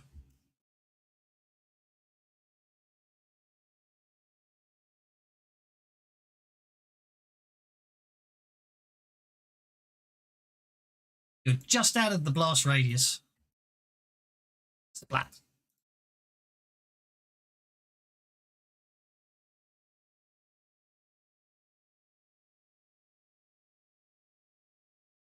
Logan moves down the corridor. Booting open the door, you can see a mage sitting upon the spelljamming helm. Of course, at the moment, he's controlling the ship, and therefore cannot react this round. Will come off hold to be react next round, which means from a chase perspective, chase is over.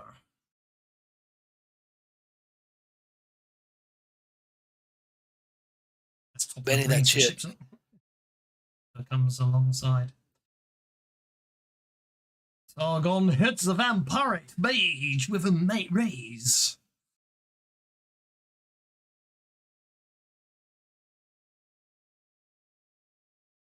Outside the blast radius, so you're okay on that score. 4 wounds. I don't think I'm even going to bother trying to soak that.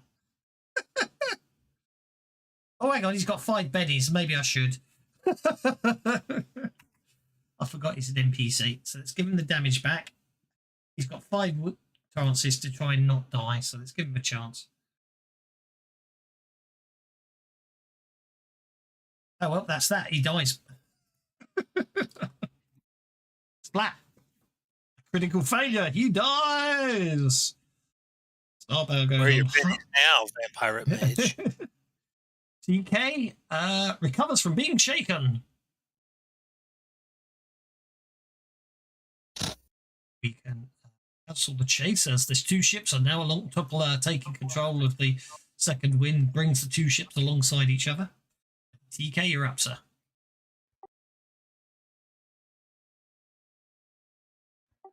All right.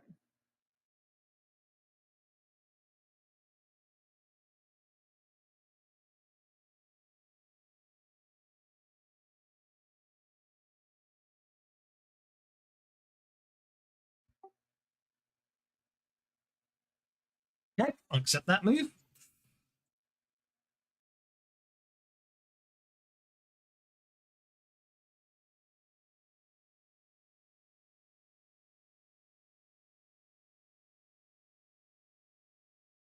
I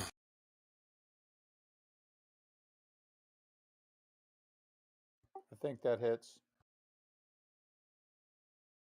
Yeah, that's a hit with a raise on a 25, I think.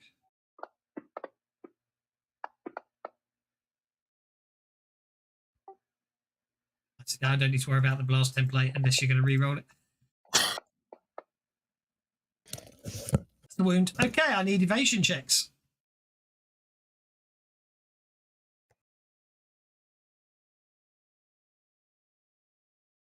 Oh dear, Commodore Crux is probably in trouble there.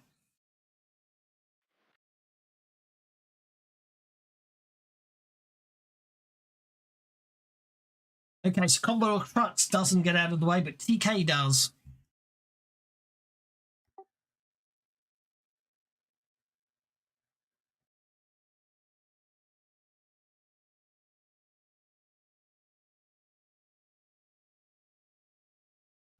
I think a 6 is going to hurt Okay, Commodore. we'll just kind of cartwheel his way through here.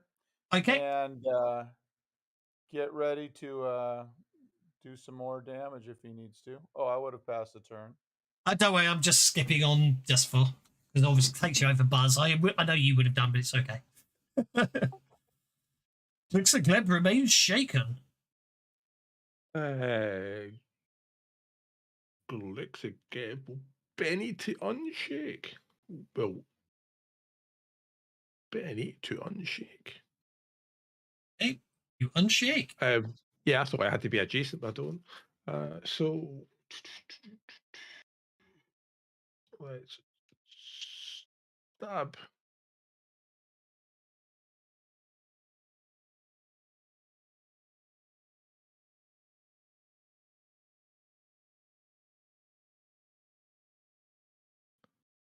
That was a bit low, was it not?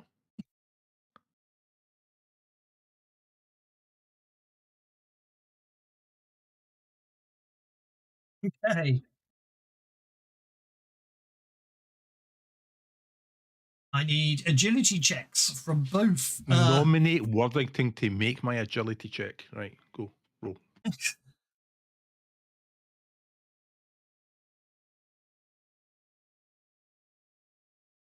Worthington makes his agility check, does he? I'll do it. So I make no, we both do. Whenever here, at least one ally makes an evasion roll, and as long as one of them doesn't, both characters use. Oh, that's a nice There roll. you go. Yeah. We both succeed because I use an umbrella. I turn into an umbrella. Okay. That's okay. There we go then. I like that duck and roll. That's a nice edge, isn't it? Two people get to both make a roll for the evasion, and then you both use the highest of the two rolls. I like that. Okay, Trent. It seemed You're appropriate for a flubber. Well, there's nothing else in sight to fight, right? Indeed not. It seems to be all over. Well, Simon she did a great climbs job. down. She climbs down carefully from the rigging. Hey, we beat him! Okay, that will get you down. I'll turn off the combat. Sorry, sir. No, I was just Well, what happens is Cernan flies across and lands on the deck and goes, "Let's get him, guys!" And you know the fight's over because he says it in common.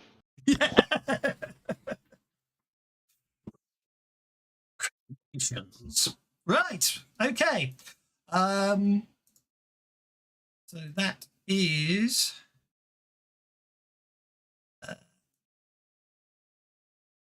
Fine.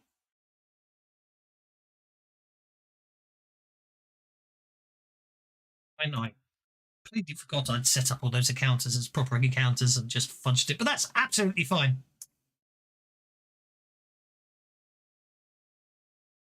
Okay. Actually, no, I know what I can do. And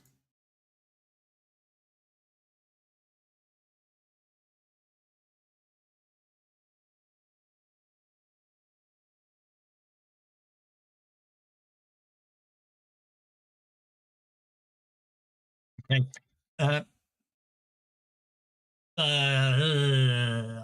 Garganhale goes, right, there'll still be some more below decks. And he sort of points at the stairs leading downwards.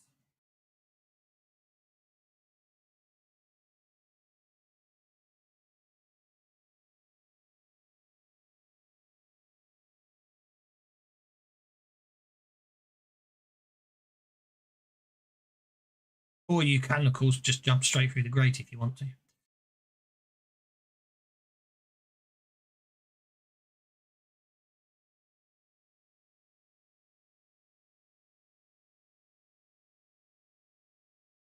Yeah, let's begin a search of the ship. Okay. Go down then. Move you to there.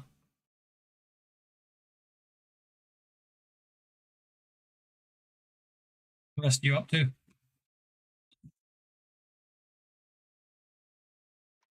Plar's going to do some exploring in search of treasure and weapons. Okay. I'm going to. Come on down here, Pla. Found something interesting. I don't know. Can't guarantee it has treasure and/or weapons, but it's of interest. Yeah. Obviously, don't go any further than there. Also, there's an encounter down here. Exactly, but I want to give it. I want to give everyone a chance to get down there before I do anything. What tipped you off?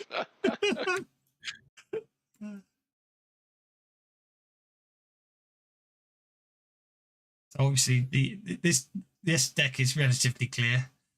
But, if you want to head to the lower deck, Pla, you can move. But TK, you can move past Pla if he's blocking it. Don't mind me. This is the line of no passing. Fritz, do you want to head down below decks or Glixigla? Yes, I do. I'll put you at the bottom of the stairs. If we're out of combat, we're all running for downstairs. Yep, that's fine. That's what I'll assume. I'll put everyone down there for ease. It's much nicer and easier that way. There we go. I'll put TK there, and then I can go like so. As you head down to the next deck down, there's 2 vampires and a zombie ogre. A Zoger. Zoga. Glixagleb gives everyone bennies. Nice, Glix. Just flubber. Galaxy Glab. Yeah, it's very beneficial.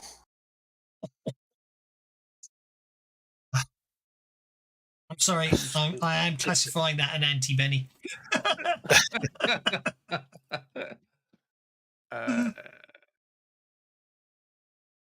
Strength straight down the middle. Oh, you're going to lock tokens? Yes, sure I have. Obviously, I hadn't picked up on the fact I had. Right, I will go to there.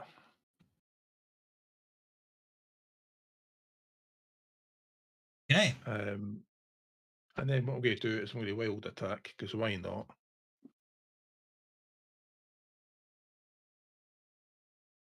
Okay. You're vulnerable.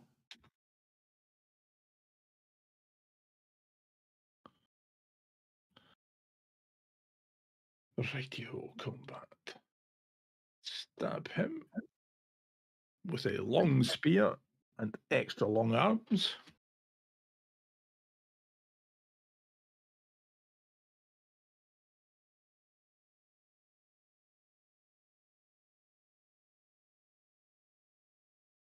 Mess with the bennies is screwing me up. Sorry, I'm trying to. I tried to make the Spelljammer once, but never got around to it. I forgot what my other choices were. There's a chessboard on one of them. That's a trap. Oh. There's a trap. Indeed. Focus all fire on that zombie ogre. Okay, vampire at number 1. Yep. Takes a wound. Okie dokie. And hopefully I shouldn't have to evade.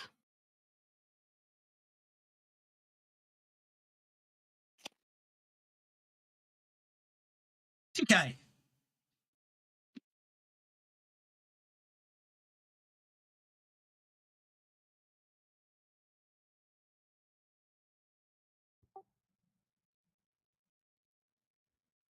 What?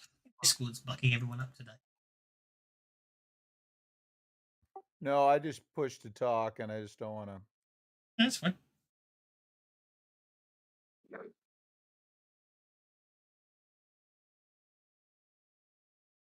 That's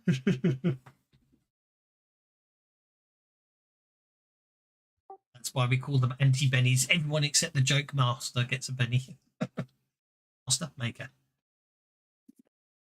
Did I miss Tavis say the bennies must flow? That's 7 minutes ago. I'll wait to see if it confirms or not.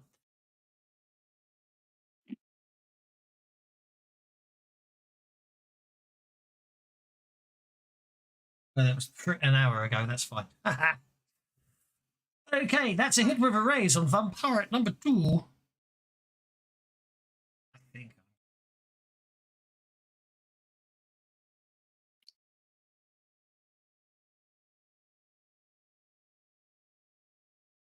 Okay, that is an evasion roll, please.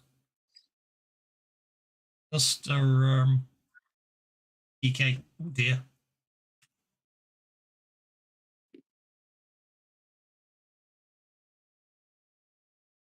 Benny that.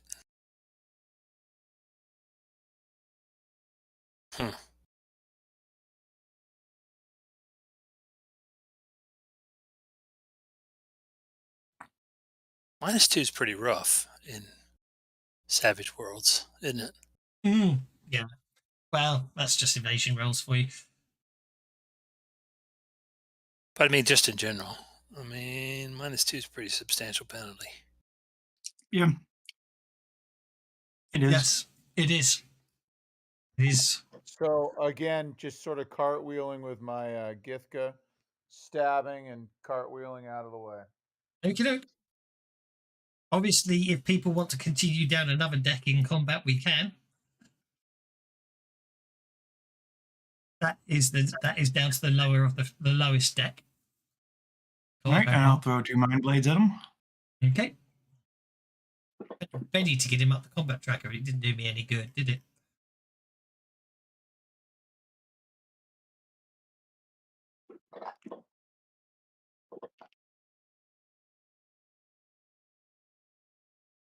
Two wounds upon the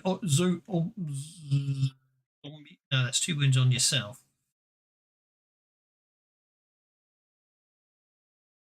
That will shake the zombie. I can't say it. The Zoga. I'm gonna call it. I like that. Okay, so the zombie ogre is shaken. Okay. All right. I'm gonna Benny that attack. Go for it.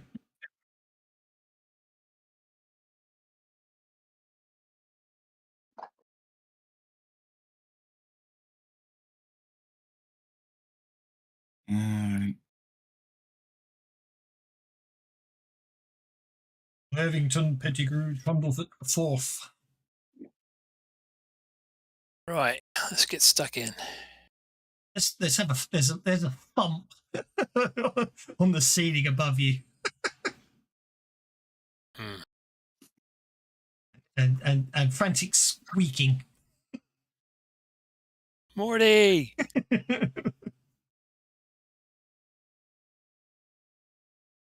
That lower him down through the cargo deck. Okay. We're down here, Morty. There is a hole in the cargo deck. You made one, didn't you? Pardon? Yeah. Anyway, it's up to you. What are your options, sir? As a limit action, the counter +2 on finding rolls against his challenge. I'm going to move as close as I can.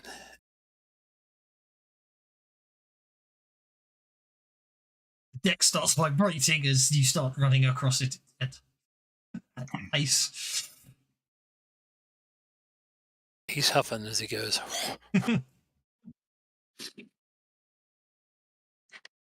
And then I will issue a challenge against the zombie ogre. Okie dokie. Back to where you came from, foul beast. All right, trying this out right now. Go for it. Here goes nothing.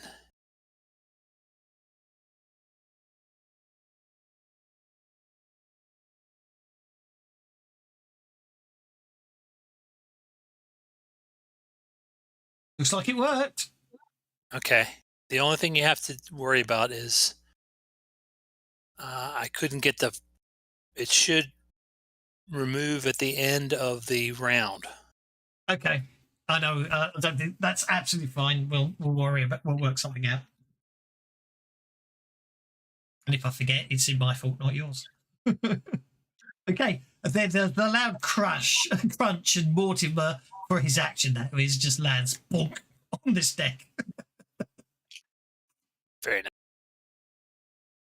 Zombie ogre unshakes and will basically, what will he? Well, yeah, he shall basically throw a javelin at Sargon and miss. Trist, you're up. Said there's another deck below this one. Yep, there's stairs down there. She can get down the stairs. She can get 5.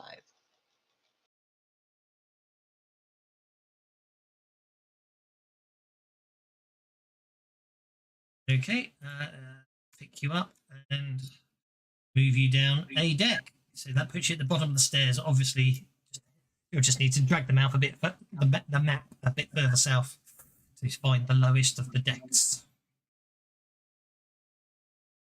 It's quite a pleasant deck to be on. Ooh, coffins! Stannon, you're up.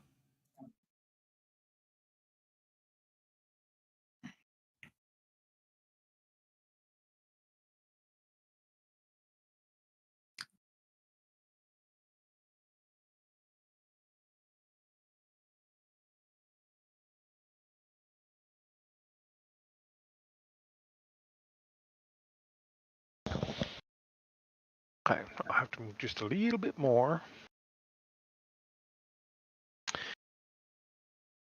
There we go. And I will throw a little piece of bone.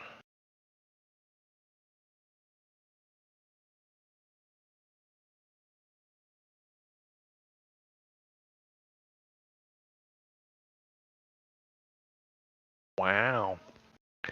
Um, You got You know 10 what? flipping bennies. Yeah, I know. I know. He's trying to go for the record. Yeah, see, with 2d4 without the raise, should have re-rolled for the raise. You know what? I don't like the idea of Trist being downstairs by herself. So I'm going to dart down there to join her. Okay.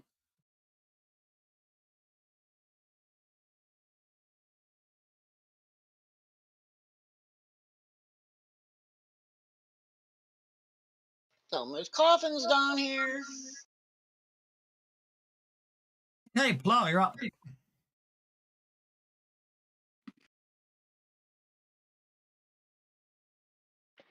Alrighty.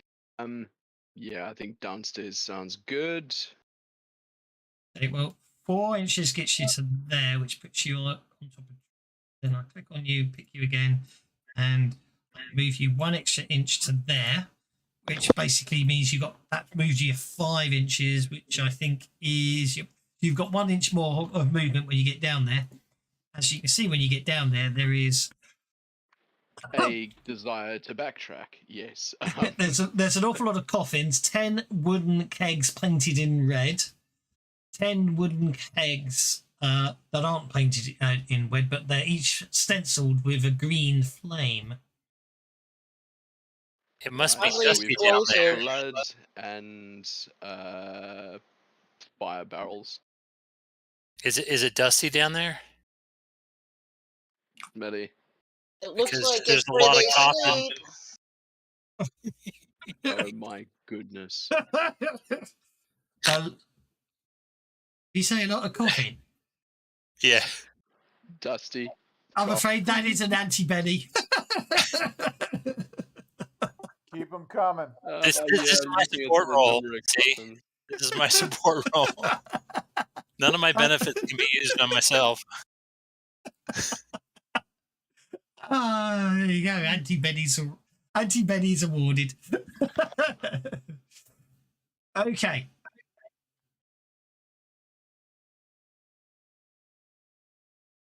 Moves 1 inch, kicks the nearest box. See what happens. Not a lot. That means that's the end. That's the end of the round. New round. TK's got the Joker. Gosh, the amount of beers you will have, apart from TK, who spent them like no one's business.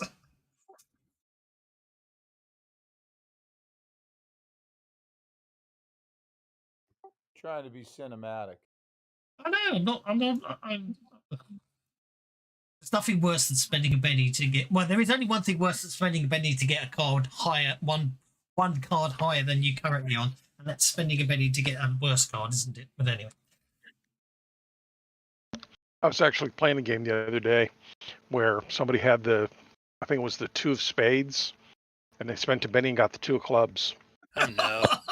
It's like the only card you can get that's worse, and they managed to get it. That's just not fair. It's truly not fair.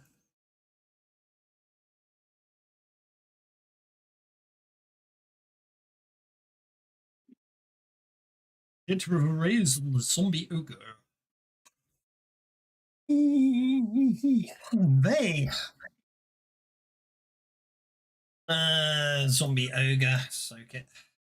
No! No, it's going to be a crit. It's okay. The zombie ogre goes down. Splat.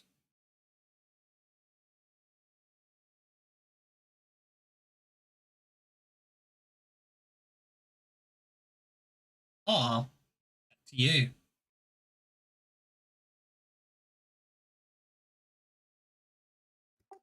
Didn't need Benny that time. Knock on that lid and see if there's anybody says hello. He did kick it. No, there was no reaction. Yeah, nothing yes. I'm just for the sake of bloody mindedness, I'm gonna take a stroll over to one of these here red barrels and pop the lid off if I can.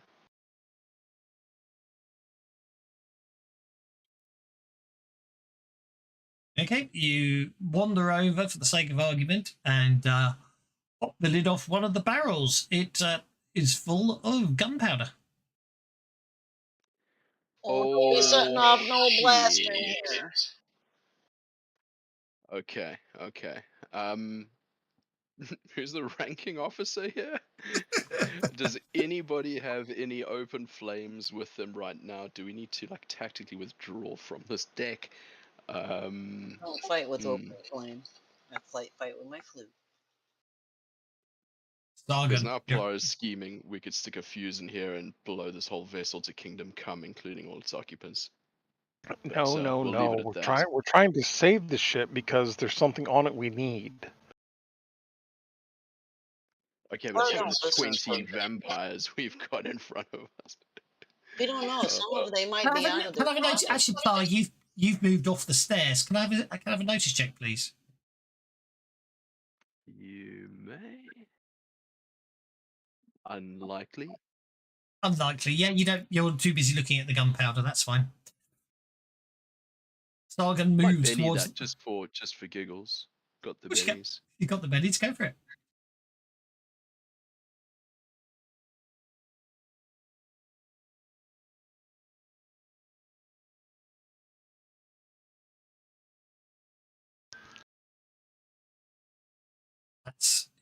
That's through the southern.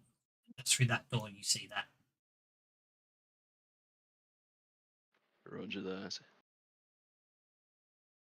Sargon, you open up the door. This area of the ship is, as you can see, in a state of disrepair.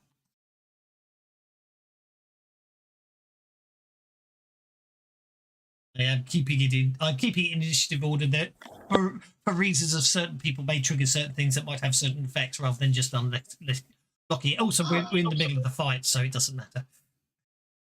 Trista's gonna move to the first Open flame coffin is okay, yeah. Okay, you move to the first coffin. and open the lid. It's empty. Oh, that sucks. So she's gonna move over to this bigger one here.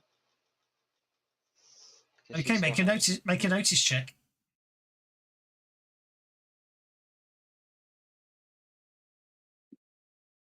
Oh, you're fine.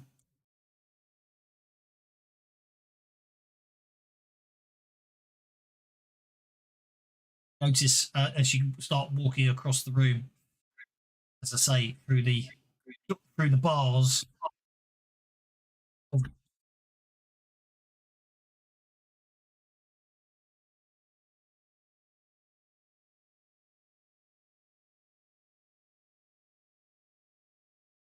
Actually, I know it said the southern room. Actually, logically, it makes more sense to be the northern room.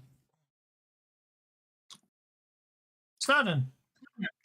So you can Okay. start at the bottom of the stairs like everyone else. I didn't want to stack you on top of. You know Sure, what I mean? sure. No, that makes sense. That makes sense. Cernan will step out and kind of look around a little bit. Okay. Likewise, from your angle there, yeah, that's fine.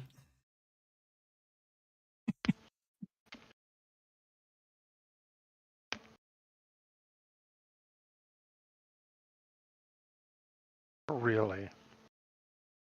Is this a space elf or a regular elf?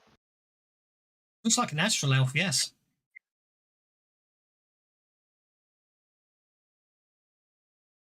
Right. Okay. That's where things get interesting. The door.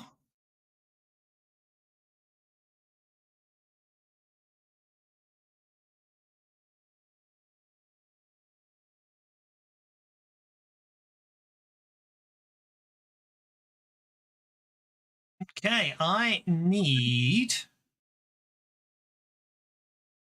a spirit check from you, please.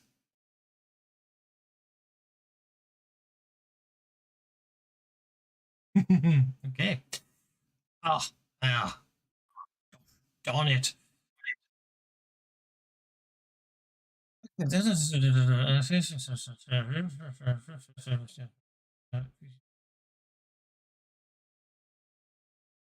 a second there, and I do mean a second, as you started, before you go through the door, you suddenly have a fleeting idea that what you should really do is come over here and smash one of these barrels with the green flames on it, but that passes. That's without a moment's fault. Unfortunately, you can't get through the bars. I should have locked them, but you can't get through the bars, but you can get to there. Did not realize there were bars there. Yeah, that's because although the map shows it as a door, I made it a window to imply you can look through them, if that makes sense. But yes, they are bars. It's a brig. Yeah, it is a brig. That's sure. In the meantime, the reason you tried to the Agony, who's very upset that she didn't manage to convince you to basically smash one of the alchemist farm barrels and therefore create a fire down here right next to 10 barrels of gunpowder, basically becomes a bit more corporeal and uses her corrupting touch upon Pla, because he's standing literally where she was hovering. As long as she's not after my cogs. No, you're fine. Okay, Worthington Pettigrew, and then screams in rage and annoyance that's heard throughout the entire ship. Worthington. Good boy, Morty. And I climb aboard and I head towards the scream. Came from below, the deck below.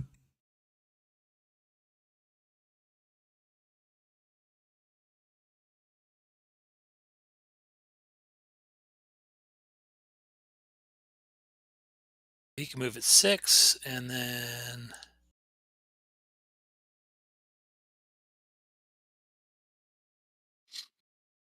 he rolled a 5, so we got 11.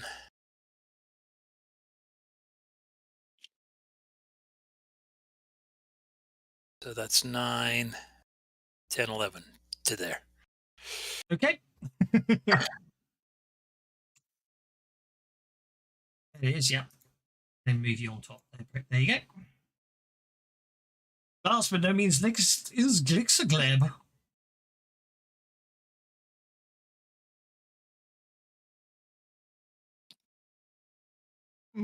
I shall run to the cargo hold. Run to the cargo hold. You can, sir. So 5. I need a note. I forgot to get Sargon to make a notice check when he was in that room. Sorry, can you make one now, Sargon? Okay.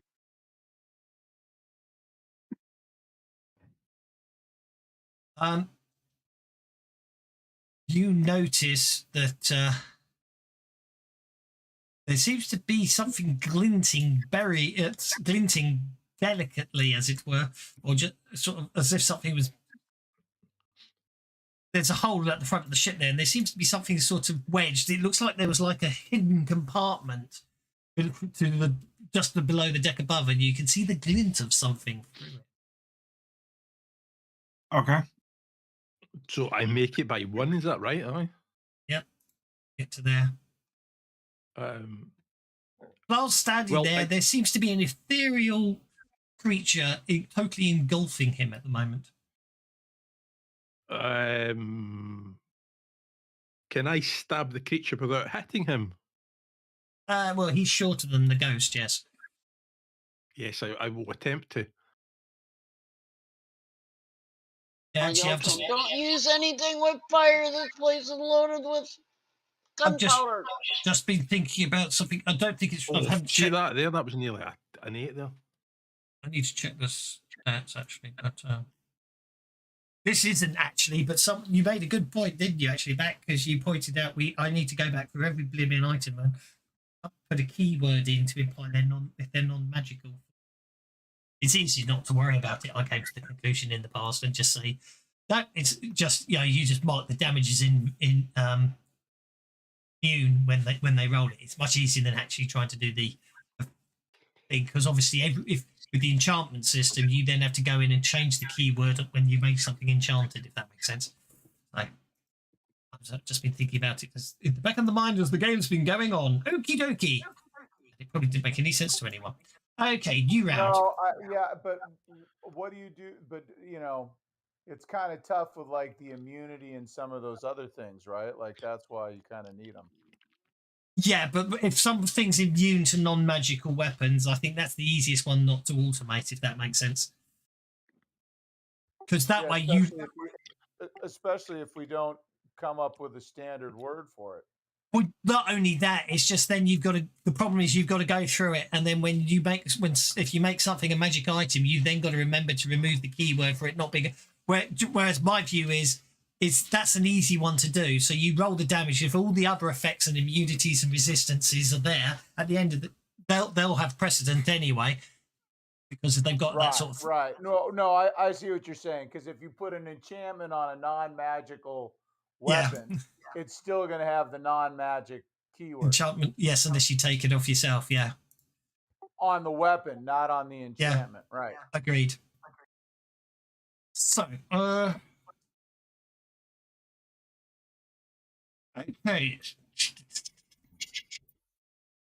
I'm going to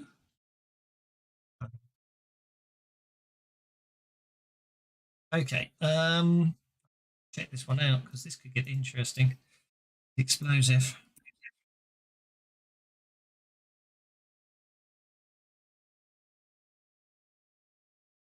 Yeah, that's what I thought, because this is a keg, it's more of it. Okie dokie. I'm going to throw an object at Sonnen.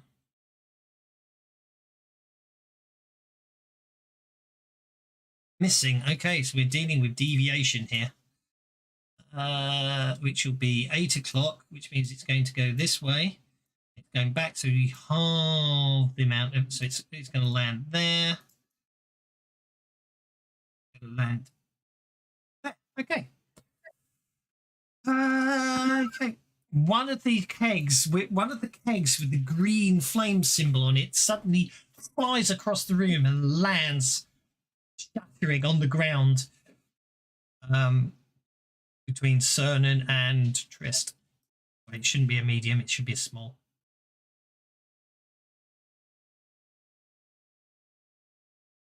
Need an evasion check from the two of you, please, as the alchemist's fire keg bursts as it lands between the two of you. How do I do that? What do I need?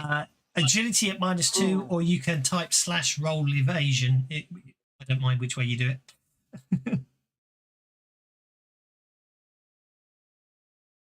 I'm going to Benny that.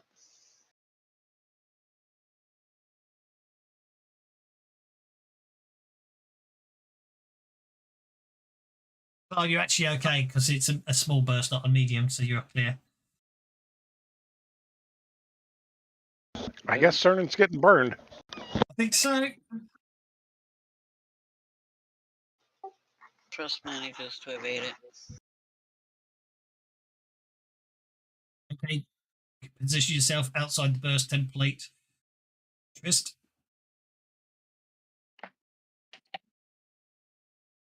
Find Cernan, however, do you suffer any extra damage from fire? Because I haven't worked out how to do effects in command line yet.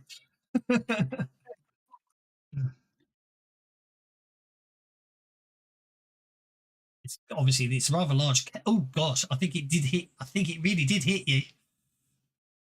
I think you took the brunt of the blast there. Well, I mean, she threw it that way, so it kind of splashed up on me. Yeah. But obviously, you do get hit, but obviously you do get a chance to evade some of the damage in terms of a soak roll.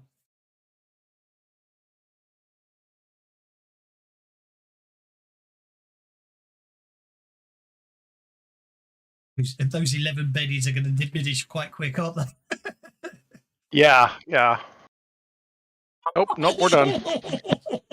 Damn it. Okay, I'm afraid you really get... Yeah, you basically... The fire just splashes up all over you and basically... Actually, that should be 3 wounds because you crit failed, didn't you? So you have to take 3 wounds. Do you have to take the crit fail, or can You- or does crit fail just means you stop rerolling? You have to take the crit fail if you crit fail. You have to take it. Yep, you have to take the crit fail. Okay, so Cernan is basically on fire. It'd only be out if it's an adventure card. Yeah, there is an adventure card to get around a crit fail, but I'm in Meanie and I do adventure cards in Pathfinder. Hey, Glixagleb, you're up, sir. Cernan's on fire, so's the ship.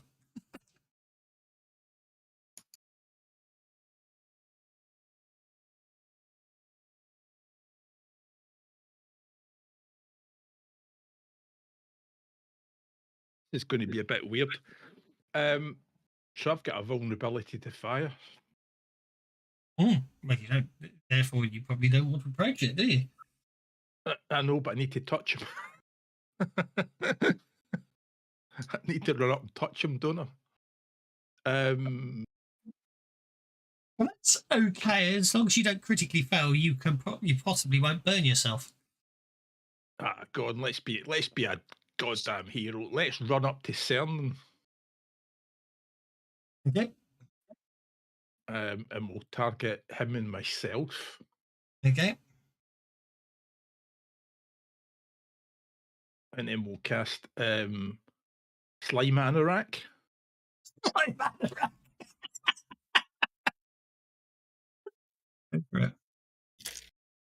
No one's said it for a while, so I'm just going to say let the beddies fly. So he gains, we both gain environmental protection against fire.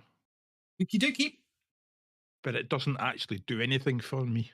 Well, it does because it negates your. It does because it should resist your. It will. It will. Your vulnerability and your resistance kind of cancel each other out. Basically. Exactly. Yeah. So it's so it kind of does kind of. But he gains +4 resistance to fire. Does indeed. Hopefully he'll be able to put the fire out. Cernan. Right. Cernan gets that, which will last an hour. So that's 60. 600 it should be, but it doesn't matter. You know what I mean. Yeah. 60, 600 don't make much difference, really. Okay. Wellington Jonathan Pettigrew the fourth. Right. Morty will go first. Oh, he can move down 6. Get him to go 2, and then what can I see?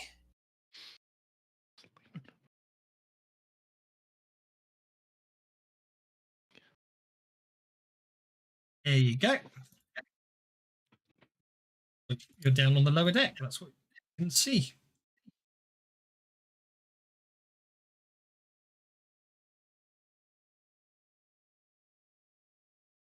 Lots of coffins.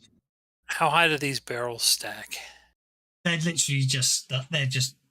The kegs are probably smaller than the barrels, realistically speaking, but you can see over them. Nothing's blocking line of sight. The red's gunpowder and the others are like alchemist fire. Well, don't let them mix. Morty's going over the top. Okay. Yeah, it'll go bang if you punch it. To be honest, It is safer to jump over the gunpowder than it is to jump over the alchemist kegs. And he's hopping from coffin to coffin. Yep. The way to think of it is basically the barrels with little flame icons on them are basically unstable barrels of nitroglycerine, whereas the red barrels are gunpowder. That was. While he's under my banner, he gets 1 free reroll on his run. Nice. So that's 6. And then we're gonna hop up there, and I'm gonna lance this bozo. Okie dokie.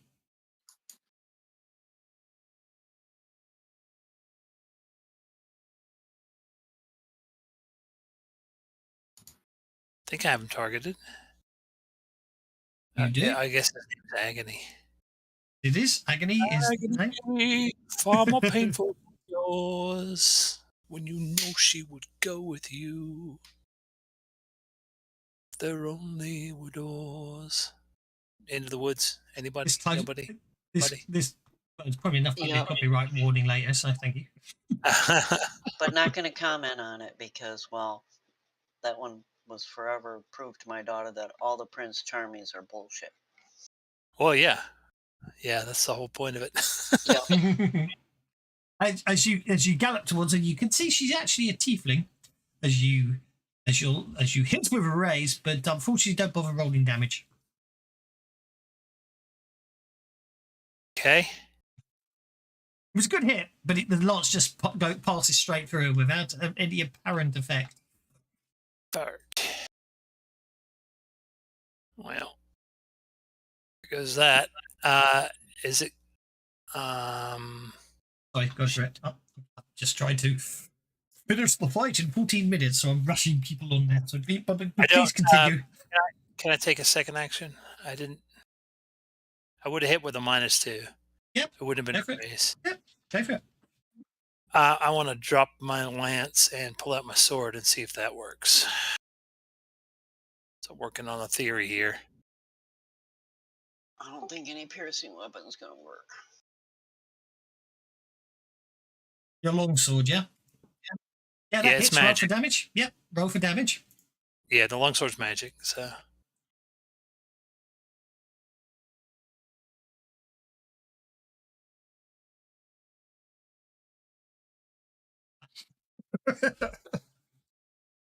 Only Okay. magic weapons work. Only Yeah. magic weapons work. So that's funny enough. Actually, I hadn't noticed. I thought she was immune to magic weapons, but then I'd missed the fact I couldn't see it in the combat tracker. But again, that's the other way to do it, in my opinion. Going back to that whole thing about somebody's immune. Like I said, it's a very good hit, but don't worry about rolling for damage and then just cancel it. Would be how I would deal with it rather than worrying about effects. Okay. There's a okay. We're going to carry on, but from a perspective, just to put it in place. You have dispatched the ghost that's causing all the problems. But anyway, That was a great malapropism. Dispatched. That's great. Cernon's burning, and there's a fire on the deck. And it should be pointed out the alchemist fire is like liquid fire, and it's in a pool there. And obviously, quite nearby is 10 kegs of gunpowder and 9 kegs of alchemist's fire. Just put it in perspective. Sargon, meanwhile, back to you. Assuming you investigate the glint, turns out to be a platinum coin. A platinum what? Coin. When you get a bit closer, you do notice more. I was complaining about not getting paid, but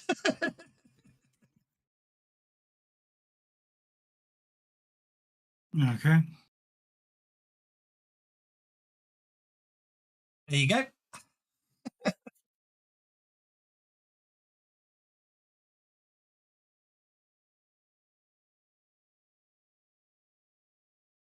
Moving to that. That brings us to Trist.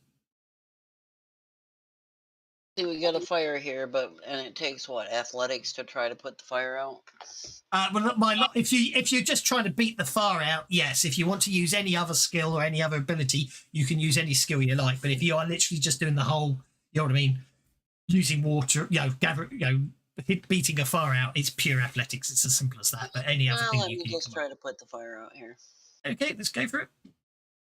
Holy hell! She actually rolled good. Okay, well that's okay. The fire is gone. Quite, you put the fire out because it didn't have much chance to get much more than that, so that's okay. Let's see if I can just get up and move it out of the way, and then I can spread to those flipping gunpowder. Indeed. So you could have left there on Cernan. Cernon's still on. Oh no, I've got it on the effects you're burning, so we'll worry about that afterwards. Pla, Cernon's burning. Oh yeah, I see what you're saying. Cernon's burning. If you want to deal with that, I will absolutely. I'll make it a little hat for him. I don't have the organs required to generate impromptu fire hose, so it's just going to be a lot of fapping with the Hessian sack, Cernan. Ew. Just need a raise, which you've got. We may have taken a layer of skin off there as well. Which basically means from a I'm combat sure it was perspective, already we're okay. charcoal. Don't worry That's about what it. you get for fapping with a sack. Yeah, a bit of debriding. Except Okay. burlap. You're gonna. So, obviously, that coin you found, you add that one coin you found to any other contents of anything you may or may not have found, depending on whether you want to admit to it. But in the meantime, everything quietens down, and I'm just going to move everyone to the lower deck just to get everyone together. That just for ease. Don't worry about it. So once now everything's quietened down and the fire's out, and Cernan may want some healing if anyone wants to heal Cernan before I go on thinking about it. Is there any salt? You No, put you don't salt want in to his salt wound? my Sure. wounds. Okay. It's good to pull moisture out. There you go. Have some killing goo. Mixicled pours goo over you, which does make you feel a bit better, Cernan, but you're still a bit injured. You want to tend to yourself. Aloe vera, Aleglix.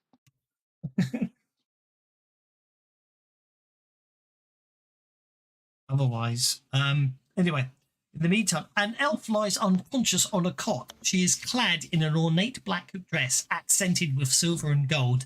A high collar rises behind her head. Garganhale, on landlocked tokens. Garganhale has come down here now. He gestures towards her and says, "Here's the weapon I promised you. I liberated her from a star moth we destroyed a few days ago."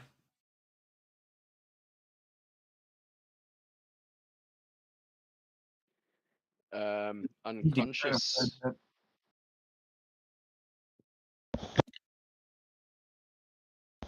You'll need to clarify a bit.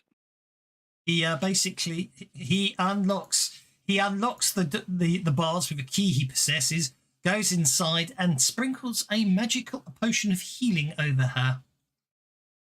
Says just the elf's gold pupils twinkles as she speaks in a superior tone. "I am Princess Zelady, daughter of the Emperor Zaven and heir to the throne of Xerxes. Who are you? Here we shall end today's game with an advance." Woohoo! All right. So that was the secret weapon. He was holding her hostage, and so her daddy would help. Well, that's obviously why his fleet's been under constant attack. However, obviously next time we'll find out more. But I wanted to get to the cliffhanger. Well, the cliffhanger is a nice cliffhanger to get to. And the fact is, you are in possession of the heir to the throne of Xerxes, who's destroying your homeworld. So, haha. So we can hold her hostage and tell them to back off if they want her to live. Indeed. There you are. There's a picture of her as well. Request that she has David Williams's "Lady" voice for the rest of the campaign. Well, there you are. That's what she looks like. See, look, there's Glixagleb in his blue phase. I'm feeling a bit blue. But we shall leave it there today. I hope you enjoyed that. Looks like has everyone got their advances planned? Yep. No, that would require me to be organised. It's Par and Glixagleb need to, but everyone else has got their advances. Congratulations. You have completed part 2, Terrors of the Void. When we come back next time, we begin part 3. Journey, well, basically, we're off to Doom Space. Huzzah. So we shall leave it there. Hope you enjoyed it and all that, and see you all next time. Thank you, sir.